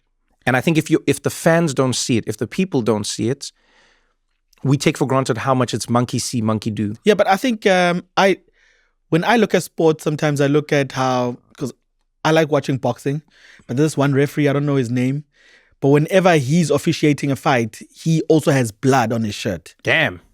Have you seen that referee? I don't watch boxing. He gets in there and he's like, Meh. What does he look like? He's got a mustache. Yeah. I know him. I think I know him. Yeah, he's the only referee. Is the black guy? Yeah. I know the guy. I know the guy you're talking about. Yes. It feels like he's been in the game. It feels like he can't take a side because you don't know whose blood that is. Yeah. But it also, I've seen it with football as well. There's coaches who are calm, who will just sit there or with their hands behind, or who will just calm the players down. But there's other coaches who are like, they're in the game. The fans get instigated, and the outrage becomes more. But the coaches, where I feel like if something wrong happens in the field, they're the first person to go. Yeah. They take responsibility for the men that they lead. And I think that's what's missing right now. There's not enough emotional refereeing that people who know better can do. People who can stand up for each other, who can get themselves bloodied, although not needing to, but then they can get in there and go, this doesn't need to be said. That bucket does not need to be spilled. And it wasn't your fault that it was spilled on you. Can I challenge this a little bit? Mm-hmm. I agree with you, but I actually don't think it's a fault thing. I think it's an amplification thing. I would argue there are as many people online who are putting out positive as negative, right? People, not bots and things. Let's exclude that, because a lot of the internet is just fake. It's like 40%, or it's a crazy number of like things. I get a thing from Instagram that literally will say 51,000 of your followers are bots. Please delete. Yeah. So there's a large portion. I'm keeping them, Mina. There's a large portion. Every fan matters. There's a bot here. Talk to me, bot. HP 2811. So let's exclude that part, the fake part of it. I'm saying the people online. Yeah. If I was just to guess, I would think you probably find it's an equal amount, maybe even more positive. But I think those people don't get amplified. I think the person, especially in the digital world we live in, you feeling it? Even in the political world, etc., I think the people who step in to try and referee moments, the people who try and do that, I don't think they get amplified. No. They really, really don't. No, I'm like fixing to square up. Okay. I agree with everything you're saying, and I agree with everything you're saying. Please come live at our house. Yeah, I will. Bring pickleball. Yeah, we'll make a net. I'm so frustrated right now that I think everything you're saying is true, I think I wish there was another name for liberal democracy besides liberal democracy, because people hear the word liberal as the adjective to the type of democracy, and they go just freaking crazy. But democracy. I think democracy depends on what you're describing.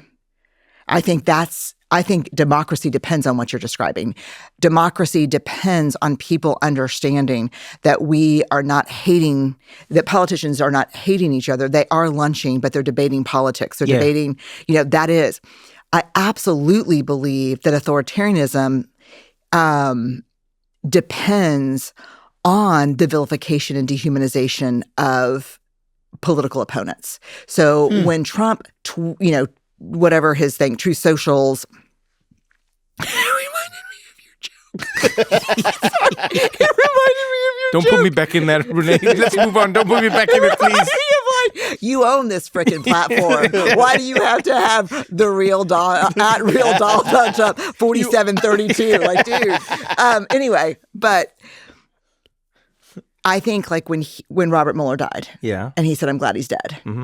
Like, that is not that could be pathology, but it's also authoritarianism from the playbook. Oh, for sure. So it absolutely depends on that.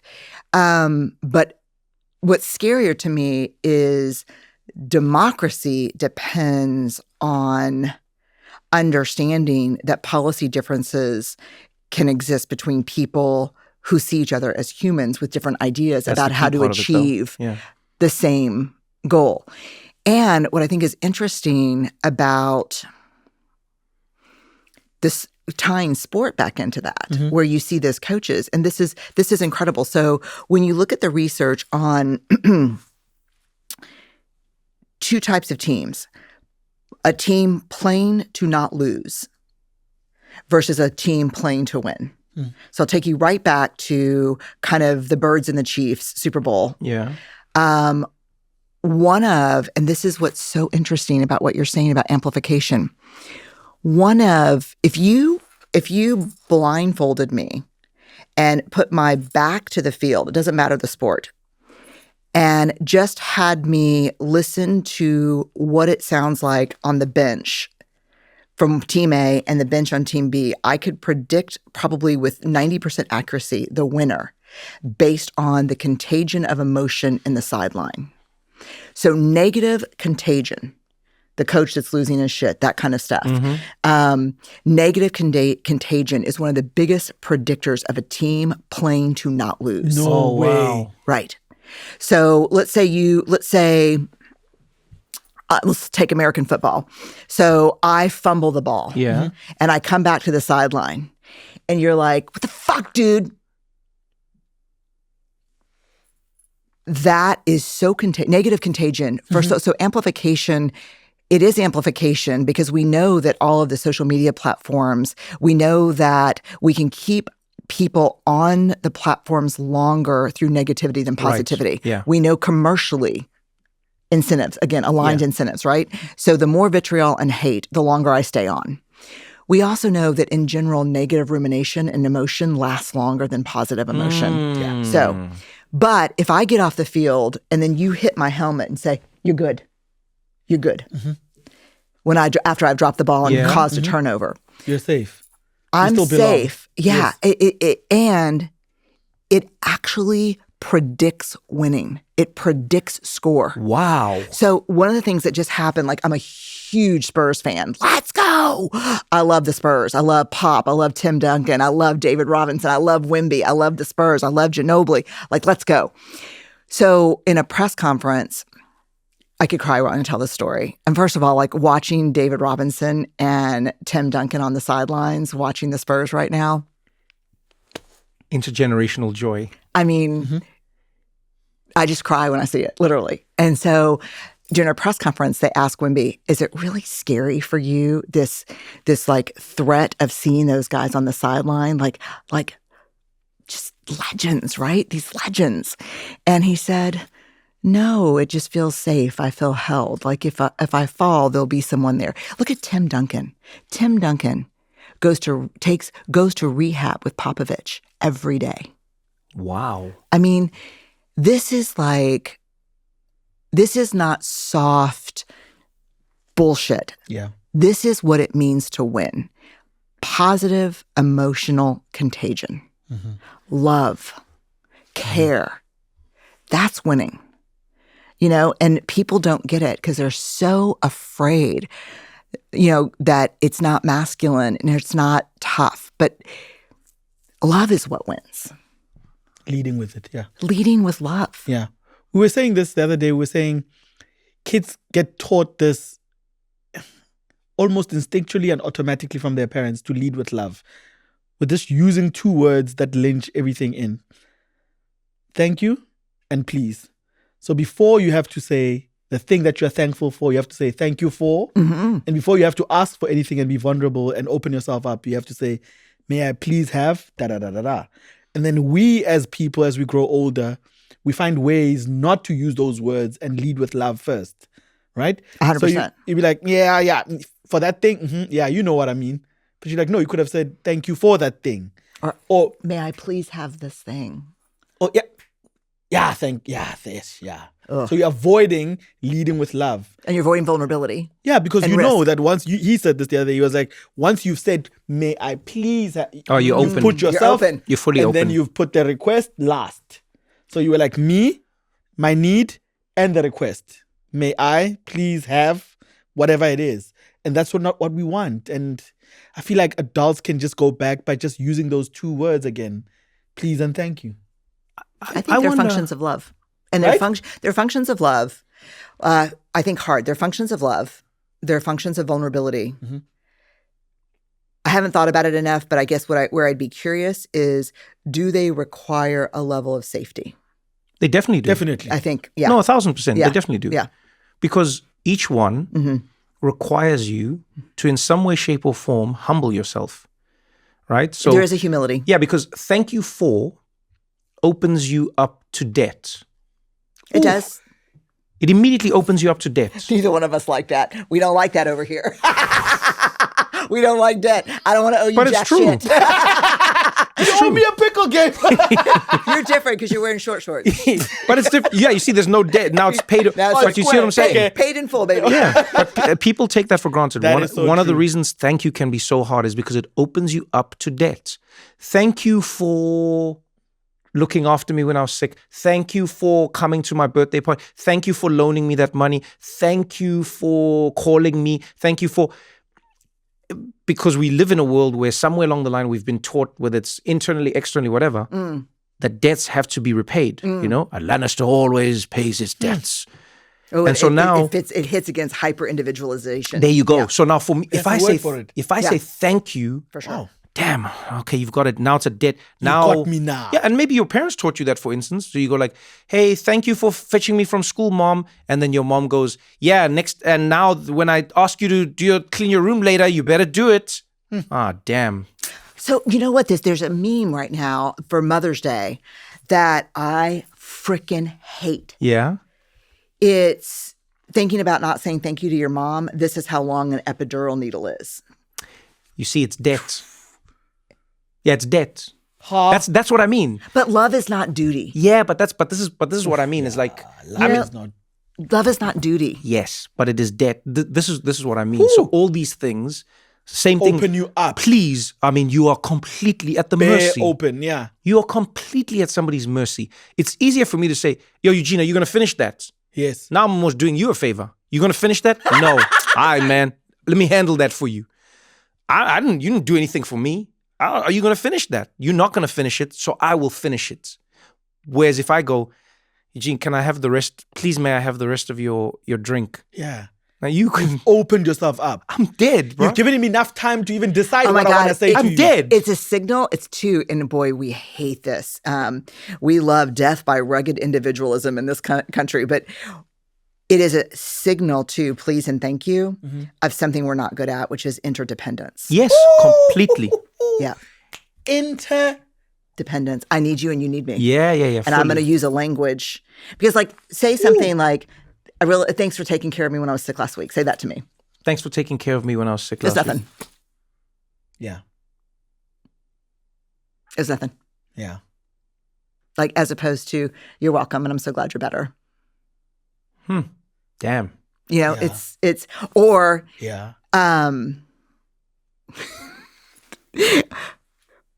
when my kids were growing up, we really taught them that when someone said, I'm sorry, to never say it's okay. Say more. So we always taught them to say, thank you. I appreciate the apology. Like, I just say thank you, that I appreciate that. So, like, let's say... Yeah, but why? I'd love to know the why. Because it's not okay.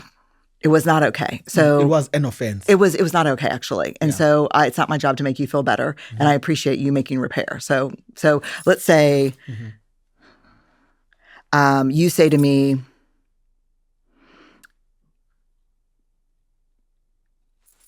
Brené, I'm sorry that text came off as shitty. So you say that to me. Brené, I'm sorry that text came off as shitty. Thank you. I appreciate it. So the first time I had to apologize to one of my kids for kind of losing my cool, I went and I said, you know, I think he was 10. I said, I'm really sorry about how I showed up. I think I got scared and I wasn't my best self, and I apologize. My son looked at me and he goes, thank you. I was like, God damn, you're grounded, dude. I was like, a little smart. You know, I every parenting gene that was set by my parents. That's so funny. Who would have killed me in that moment. That is so funny. When he said, thank you, I appreciate it. I was like, he didn't absolve you. He wasn't like, it's okay, mommy. No, you're doing your best and I know what you're going through. No. It was like, thank you, I appreciate it. I literally had to like close this door and be like, I was like, what the fuck? But I really, because like, you know, you see brother, like, I have a daughter and a son, and, you know, Ellen might waylay Charlie, you know, and then it's like, how do you think it feels for your brother? Right. It probably hurts. I'm like, right, so what do we need to do next? And this is like such a pain in the ass because like I'm cooking and taking a work call. I have to pause everything. And I'm like, you know, I was raised in like, tell your brother you're sorry, I'll kick your ass and you'll be grounded for 6 weeks. You know? So then I had to sit down and say, how do you think that feels? This and this, you know? And so then, okay, Charlie, I'm sorry. Thank you. Okay, repair. See, that scenario that you painted though is one that I often mourn. When I think about the cost of hyper-individualism and extreme capitalism, the way we experience it now, it's made us trade without realizing our independence, but then also our level of connectedness. Dependence, yeah. Literally what you're saying there. I'm cooking, I'm on a call, and I'm looking after the kids.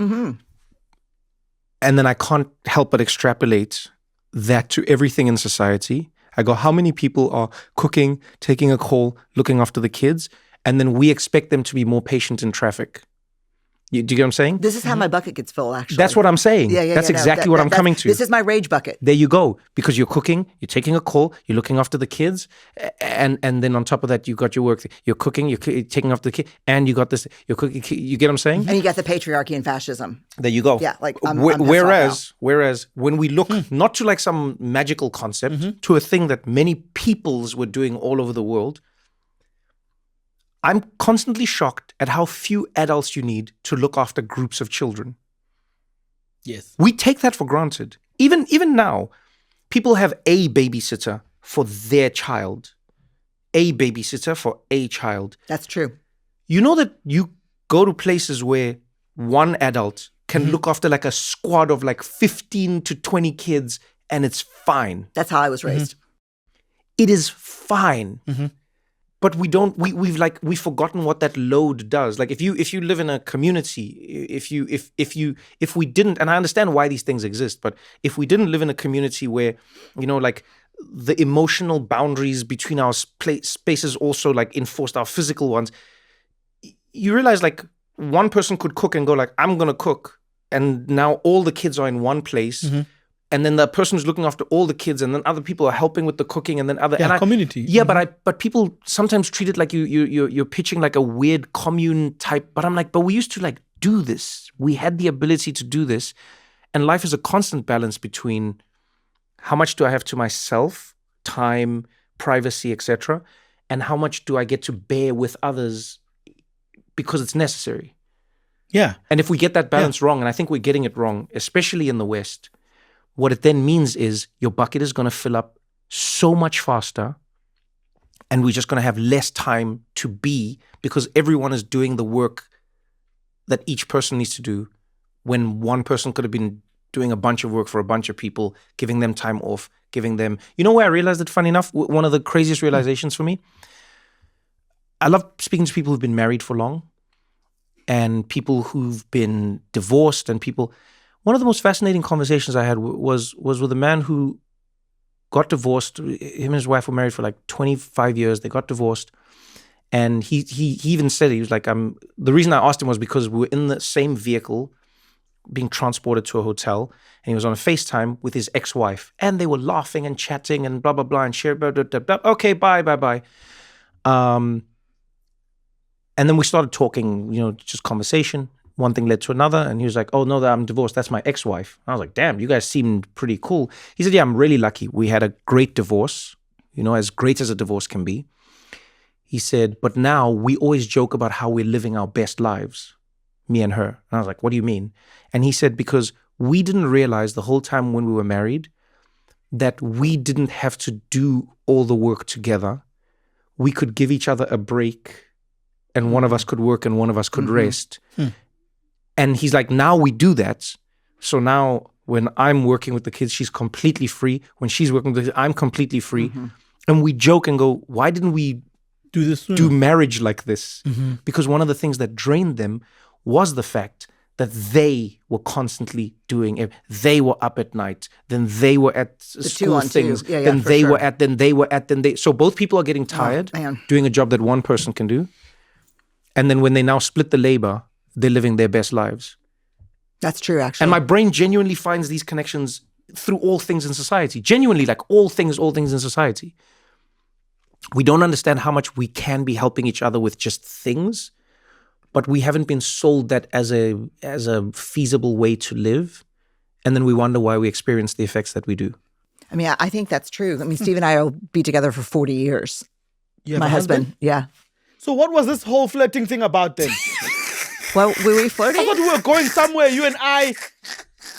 Now you bring up Steve.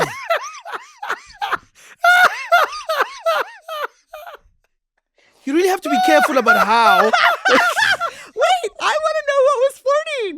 No, because we were going to play pickleball together. Oh no, he's joking. This is the troll. Welcome to my life, Brené Brown. Welcome to my life.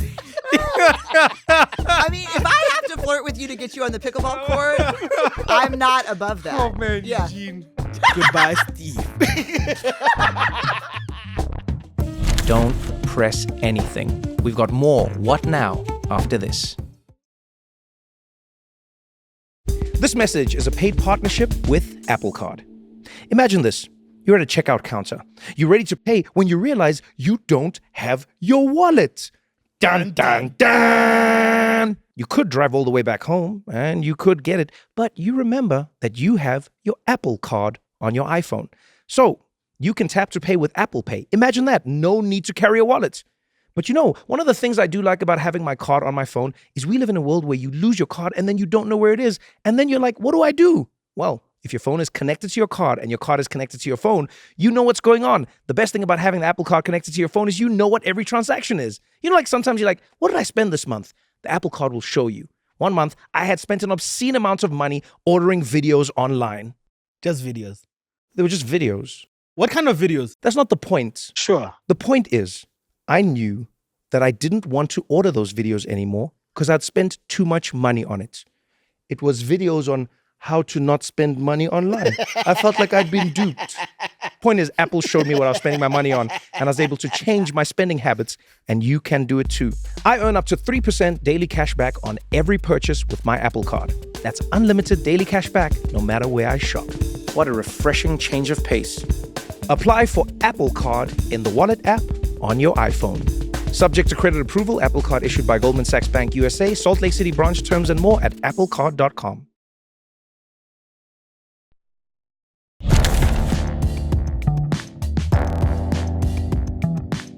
Actually, there's something I was wondering the other day. You work with a lot of company leaders, right? Yeah, like I do. CEOs and Yeah. everything. I was wondering if you have any intimate conversations with them about how they, or rather what role they should be playing in a country that's falling apart at the seams. Yeah, I have. Yes, yeah. I mean, I do. Let me go back to Steve because I want to tell you something about the connection you made in that car ride. Yeah. I think that saved my marriage. Like what you're talking about, and I fought it tooth and nail. People always say, like, God, y'all been together for 40 years. What's the secret? And I always remember someone asking Paul Newman that about his marriage with Joey, and he said, neither one of us wanted to get a divorce at the same time. And I think, when you're talking decades, that there's some truth to that. But I also think that, I hate this for you, but he's an amazing guy. Just really sweet, just a kind, strong, but very loving person, pediatrician. But every day he just saw woman after woman after woman drowning in resentment and rage and grief, with a baby on the hip and a stew on the stove. And, then every now and then, a husband would come in and say, oh, here's my note about what I'm supposed to ask you. And could you write everything that we need to do on a note? So, wow. And he was also raised by a single mom, and a Latina single mom, So he had firsthand. Yeah, he had very firsthand knowledge. And he's, and I remember when we had our first daughter, I was still in my PhD program. And I said, oh, God, baby's crying. He's like, I got it. And I said, no, I need to get up with you. And he said, I don't understand. And, and I remember, this is so related to it.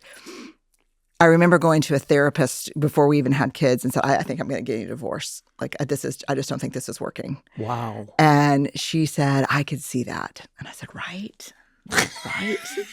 Like, I left this therapist certified problematic. And then she's like, he just likes you so much more than you like you. I could see how that would be frustrating. Yo. Wait, I love why we're pointing at him. Is this what makes him undateable by his therapist? No, whoa. No, he's saying this is what we've been talking about. Touché. No. That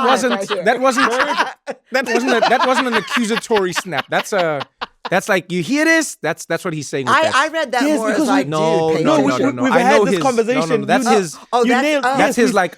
We said liking trumps everything. Yes. You have to really like the person, because Yes. loving them, sometimes you love them more than this. But when you like someone, when you like your sweater, when you like your life, is huge. Like It's is massive. Huge. Like we don't is love our huge. siblings. But that's nailed a it. next level one. Yeah. He liked you more than you like yourself. Yeah, I said, fuck you, dude. You're fired.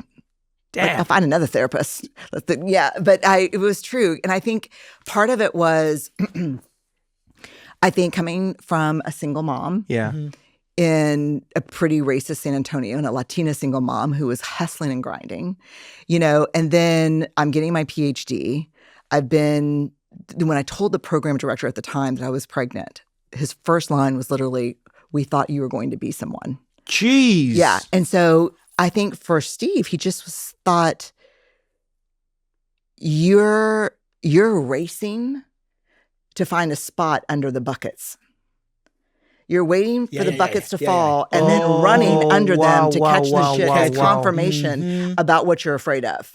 Like, move away from the bucket spill, to use our language. Yeah. And so I think for me, it was, and it absolutely comes back to capitalism. It definitely comes back to, patriarchy. It comes back to, I should be able to do all this at one time really well, never miss a feeding, never miss this. And he's like, you've got a grant due tomorrow. You sleep. I'll do this. Yeah. And then. Did you have a lot of guilt in and around the idea of not doing it? Yeah. And then I would be like, oh my God, how am I going to do this? I've got this, I'm teaching, the class is going long, and Ellen's got this thing at 3:30, and can you be there? And he said, I can't be because I'm working. I said, okay, I'll reschedule. He goes, and you can't be because you're working. Yeah. Wow. But then when my daughter turned 16, For Mother's Day, I got a card from her that said, "Thank you for showing me what it looks like to have a career that's meaningful for you and be a great mom. That's what I want. And I wish that you didn't feel as bad about it as you do sometimes. Wait, I'm going to do that part better." I know. In other societies and other levels of life, that inconsistency for one parent or the other to be there might have been looked at as irresponsibility. Right. But you allowed yourself to be inconsistent about it. I'm not always going to be there on Wednesday or for your doctor's appointments or to pick you up from tennis. I won't always be there, but it doesn't mean I don't love you. I'm leading with love. I'm doing what I need to do, what I love doing. He's also doing what he needs to do and what he loves doing. But the inconsistency of the Wednesday pickup and the Saturday drop-off won't be there, but it doesn't mean it's the absence of love. Oh, my God. And this ties right back to what you said, because what happened that specific day? Tell me. My mom went. No, community. Yes. Community. Yeah. And so it was, community. My mom went. Yeah. Or, when I had to put her in, daycare, my sister was like, oh, because I have two younger sisters, I'll pick her up on Tuesday and Thursday. My other sister was like, I've got Fridays. And then when they're, it was like, so we were definitely raised in that community. And we didn't have the 1-15 ratio. We just had the oldest person to the 13 kids that were there. So we got the 16-year-old taking care. Yeah, but and it works. Yeah, and then we'd be like, people forget that it works. Deputy parent, best parent ever. Guys, we're still here. This is what I always try and tell people is I go, sometimes in life now we're creating safeguards for things that were never really a problem. Yeah. Do you know what I mean? They go like, right now there's a 15-year-old taking care of a 7-year-old. I'm like, yeah, and it works. It works surprisingly well. Great with dogs. I'm not saying that this should be, but I'm saying like this should not be the permanent solution. But we take for granted that as a species we are quite interdependent, and it works. It is not the anarchy. Nature's way. It's just not the anarchy that you sell it as. Yeah, and it's why it's like but you see, and this is where I have like my conspiracy theory mind goes.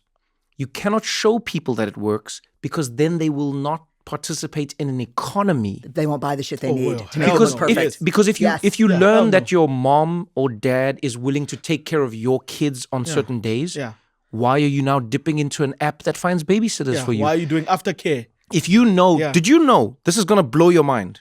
Both of you, I hope you're ready for this. Did you know that someone in your life is willing to drop you off at the airport? No. This is a real thing. I know a lot of people are going to be like, that's not a thing, Trevor. Like Uber? No. You see, it's funny that you said that. You see? I love that.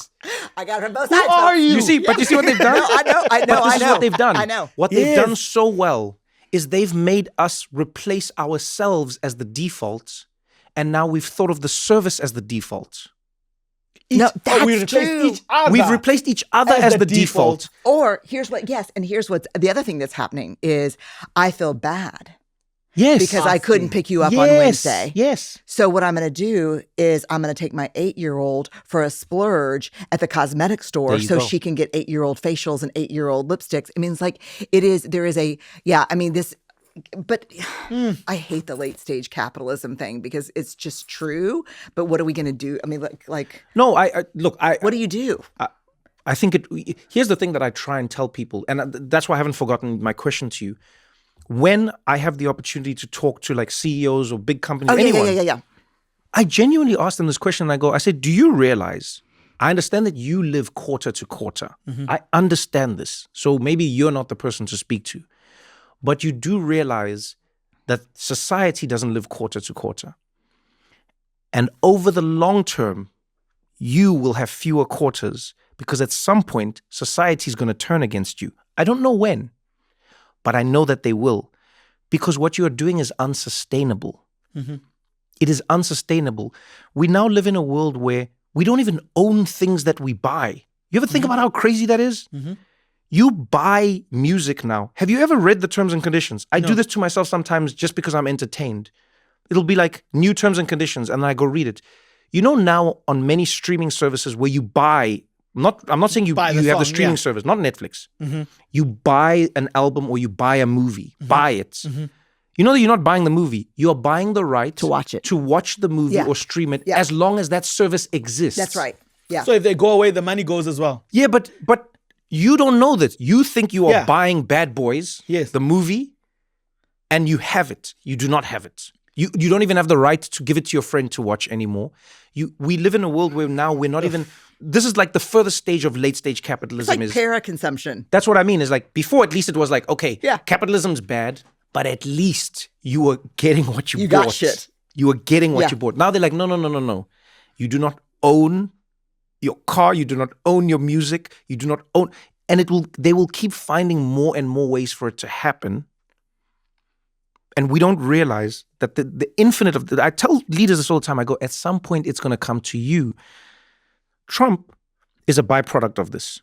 Yes, Trump, look, I think he's very good at being charismatic. He's very good at seeming real on stage and all these things, yes. Mm-hmm. But him and the timing of him had to be perfect. I believe that's true. Him and the timing of him. Yeah. People love disruptors when something needs to be disrupted. Mm-hmm. You get what I'm saying? 100%. People don't want to hear that, though. That's really tough for people to hear. Yeah. So people love disruptors when something needs to be disrupted. That's hard. Zoran Mamdani. There's a version of it completely opposite, where you go like, well, how did his thing... Because people then again went, actually, you're right. You can't afford to live in New York. No matter what your job is, it's like only the super, super, super rich are having a good time in New York. Places are empty. People can't live. What's the point of the city anymore? Ooh. And then then Zoran comes in and people are like, how could anyone vote for him? Like, the only reason you don't understand it is because clearly you are living in the lap of luxury and you're so removed from reality that you don't understand you don't need the people. Disruption. Yeah. That's why all the newspapers were like, is Zoran going to destroy New York? It's like, no, that's the question that the boss of your newspaper has, not what the people have. These things cannot go on forever. Mm-hmm. You cannot extract from people forever. At some point, people go, you know what? No. Look what's happening now. There are cities and counties and places where in America they're going, we're not going to approve the data center. This is a community. The water. The community's going, no. I know you want to build a data center here. No. Oh, but AI, but they're like, our electricity prices keep going up. Nobody comes to us to tell us why, or we don't see the benefits. Mm-hmm. Our water's running out. We don't see the benefits. And on top of that, it's not even like you're giving us this thing for free. And you still have to subscribe and... Yeah, so why would we actually... No, thank you. No more. And I think the more people realize that, the more they are going to do something, because they can do something. Oof. And then that's when business is going to... Remember, like, business didn't stop putting asbestos in things because it was fun for them. Business didn't stop, or start putting catalytic converters into cars because it was fun for them. But business will always work within the parameters it is given. Yeah. It's a shark. It grows as big as its tank. Mm-hmm. It's as simple as that. And that's why I find myself wondering, I'm like, is it because, but you literally work with CEOs, you help them, the human side of the company. I would love to know what some of the conversations that you have with these leaders in this climate where you go, hey, you realize you're contributing on one end or the other. Either the threads you pull are so tight that people then make more extreme decisions, or the example you're setting is so, callous that people then feel like they should be callous. Does this ever come in on that level? Yeah, I mean, I think it comes in on a daily basis. I think, first of all, I just want to say the attention in the stories and the examples that you're given on something we never talk about, which is the importance of conditions for things to happen. Yeah. There are very few people talking about what conditions needed to be present for a second Trump presidency. Mm-hmm. What conditions for Mamdani? What are the conditions? And it's interesting because it's just a separate conversation, but I just wanted to say that it's very rare for me to be in a conversation with someone who appreciates that there really is very little that's as important as understanding conditions. People just don't understand it. Let me tell you how much people don't understand it. I can't wait. One of the most fascinating books I ever read was a book that basically argued pretty successfully that all the beliefs you hold are not necessarily beliefs that you hold. They're merely the beliefs that were available to you in the environment that you were placed in. And it shows you how, in America, for instance, you just look at mountain ranges that exist across the country and how water fell on either side of a mountain range. And that tells you whether or not somebody's conservative or liberal. 100%. But I don't think many of the people who are there would think that I am like this, or the things I think I believe are actually just primarily influenced by the condition. I was on this side of the mountain. There was less water. Times were harder. Things weren't as, and that is why. Whereas on this side, we had a river. It rained more. It did this. There was more. There was more work. There was more. So then I have these views or these ideas. We constantly take for granted the environment. Constantly. Oh my God. Yeah. I mean, this is okay. This could go down. We just have to do podcast 47 on systems theory, because this is systems theory, like person and environment. I think if you understand conditions and you understand the neurobiology of the fact that we are not cognitive beings who on occasion feel, we are emotional beings who on occasion think. Damn. I think so. If you understand conditions and person and environment, and you understand emotion and the neurobiology of emotion and everything, emotion, decision-making, emotion, everything, I think we would have a much more clear picture of what we're complicit in, what we're doing, and what's happening. I think for the conversations, I have to be really careful about talking about this, and not for NDA reasons, which I'm into those ass high at this point, but it's really because I didn't come into the work because I have an expert opinion on how the Strait of Hormuz is going to affect supply chain along with tariff. Yeah.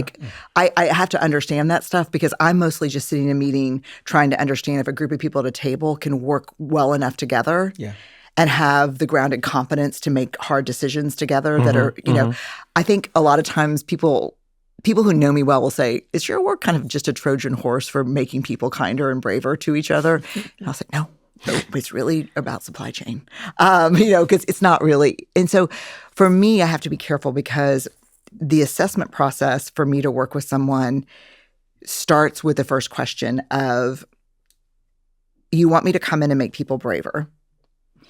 I'm happy to talk about that from an assessment perspective.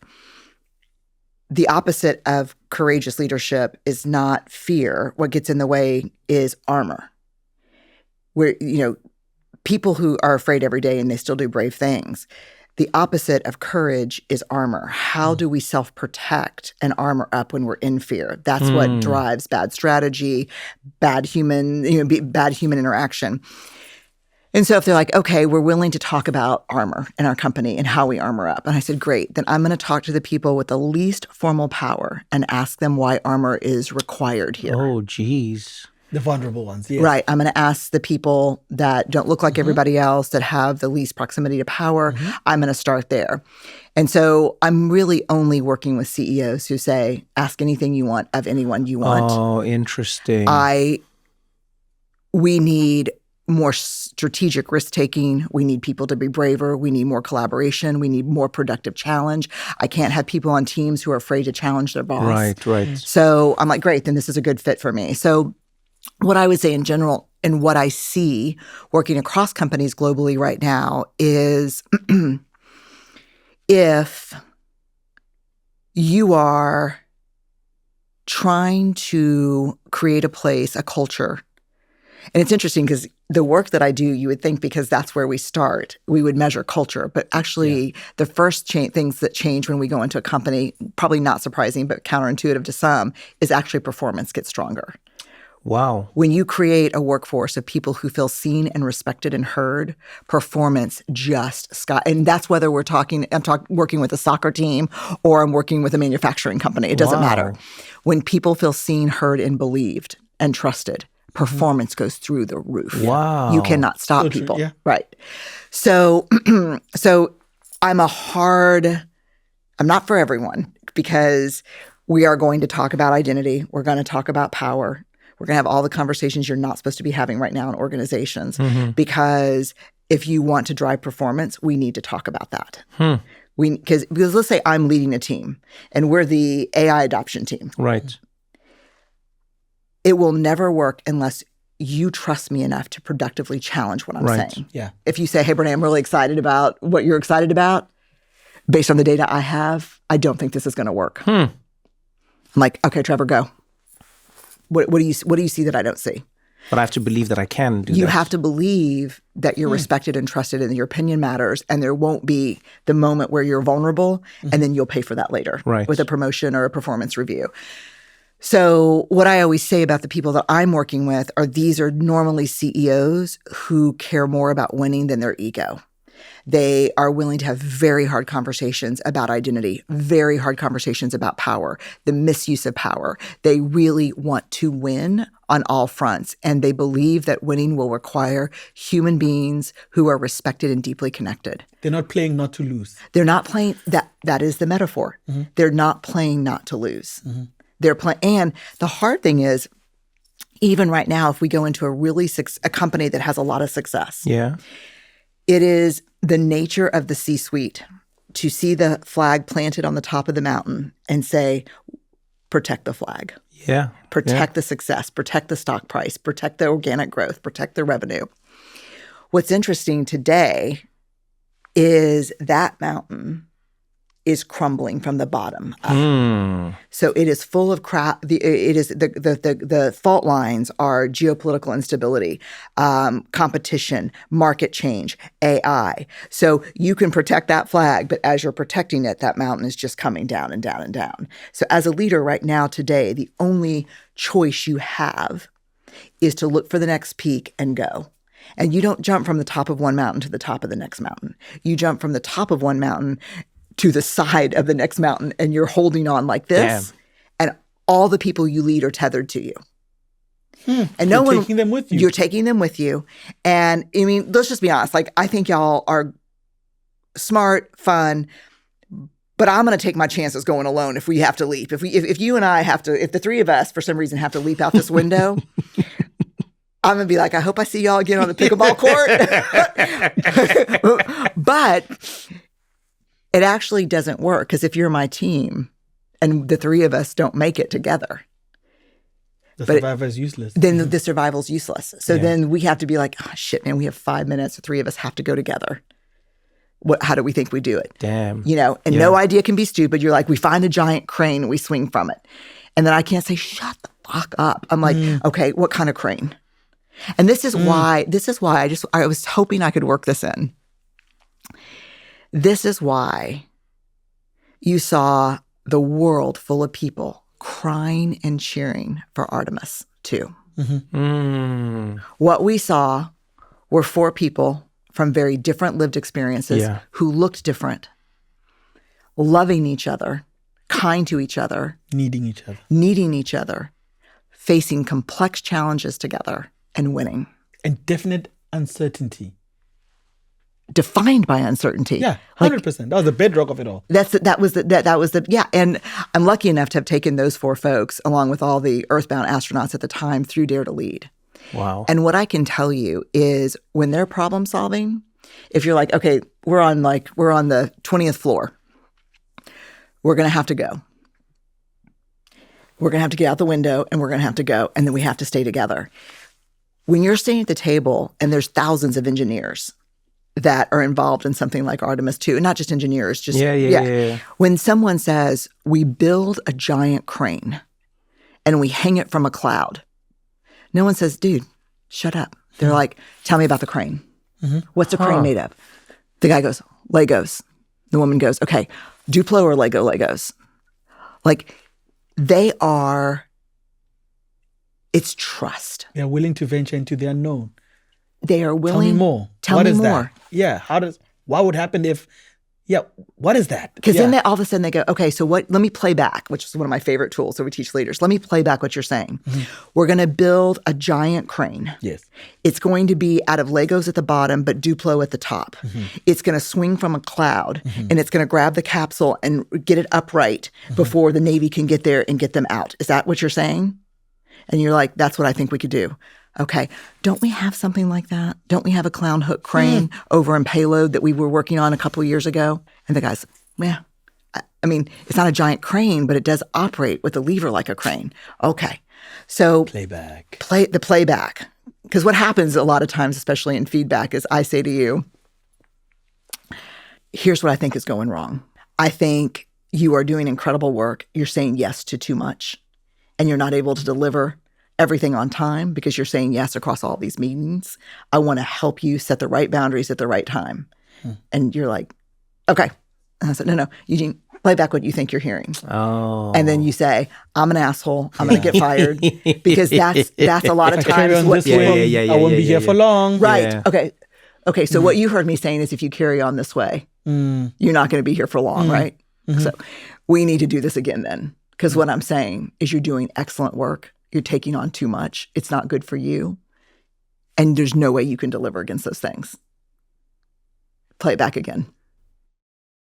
You're doing too much, Eugene. You're carrying this podcast on your shoulders. Trevor needs to wear less sweaters. Wait, did y'all decide on the white T-shirt cardigan? Can I tell you?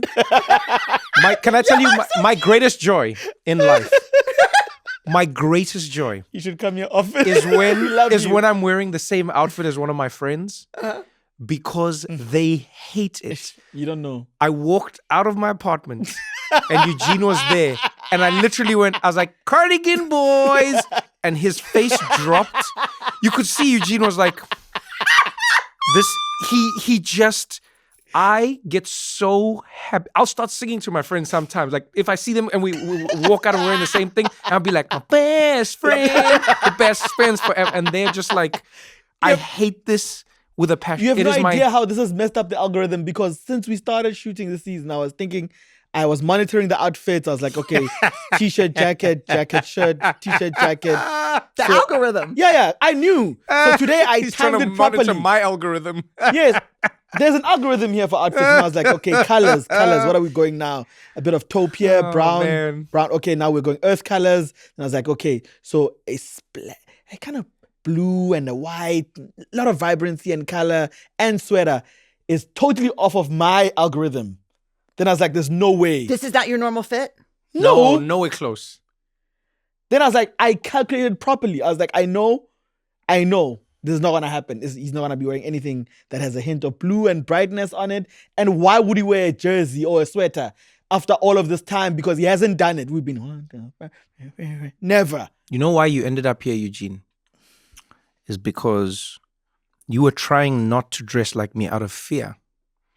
And I got here because I was trying to dress out of love. You weren't walking towards your fit. You were walking away from his fit. Yeah.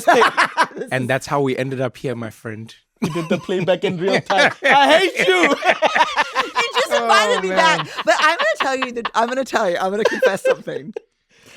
I did when we sat down, I did try to see if you had a beaded bracelet on, because I thought maybe y'all planned something. Oh, no. Because he does. And I thought maybe that was cute. That you're like... Oh, I wish I had. Cardigan But I would never do it on purpose, but I'm just like... But I thought it was cute. I thought it was like cardigan crew magic. Yeah, we do indeed. Why do you have a jingle? I love it, actually. Brené, it's been amazing. This has been... Eugene's not wrong. You got to come back. This is part one. Oh my God. This is just part one. Pinky promise. This is promise? part one. Defos. Let's go. Part one. Walk on. Walk on with hope in your heart, and you'll never walk alone. You'll never walk alone. Yeah. Let's go. Woo! That's a vuvuzela. I need to take a vuvuzela to Anfield just to test my membership. Oh, this was so much fun. Thank you, Brené. For real. Shout out to Steve. Yeah. Thanks. Shit. Water. Thank you so much for watching the episode. If you enjoyed it, pass it on to a friend. If you didn't enjoy it, pass it on to your friend still. Let them suffer for a change. And don't forget to engage with us in the comments. If you want to suggest a guest, maybe there's questions you want, maybe there's ideas that you have, you can chat to us. We will read through the comments and we'll get into it. Either way, I appreciate you taking the time. Thank you for hanging out with us on What Now? And remember, we do this for you, so we would like to hear from you. Till next time, thank you.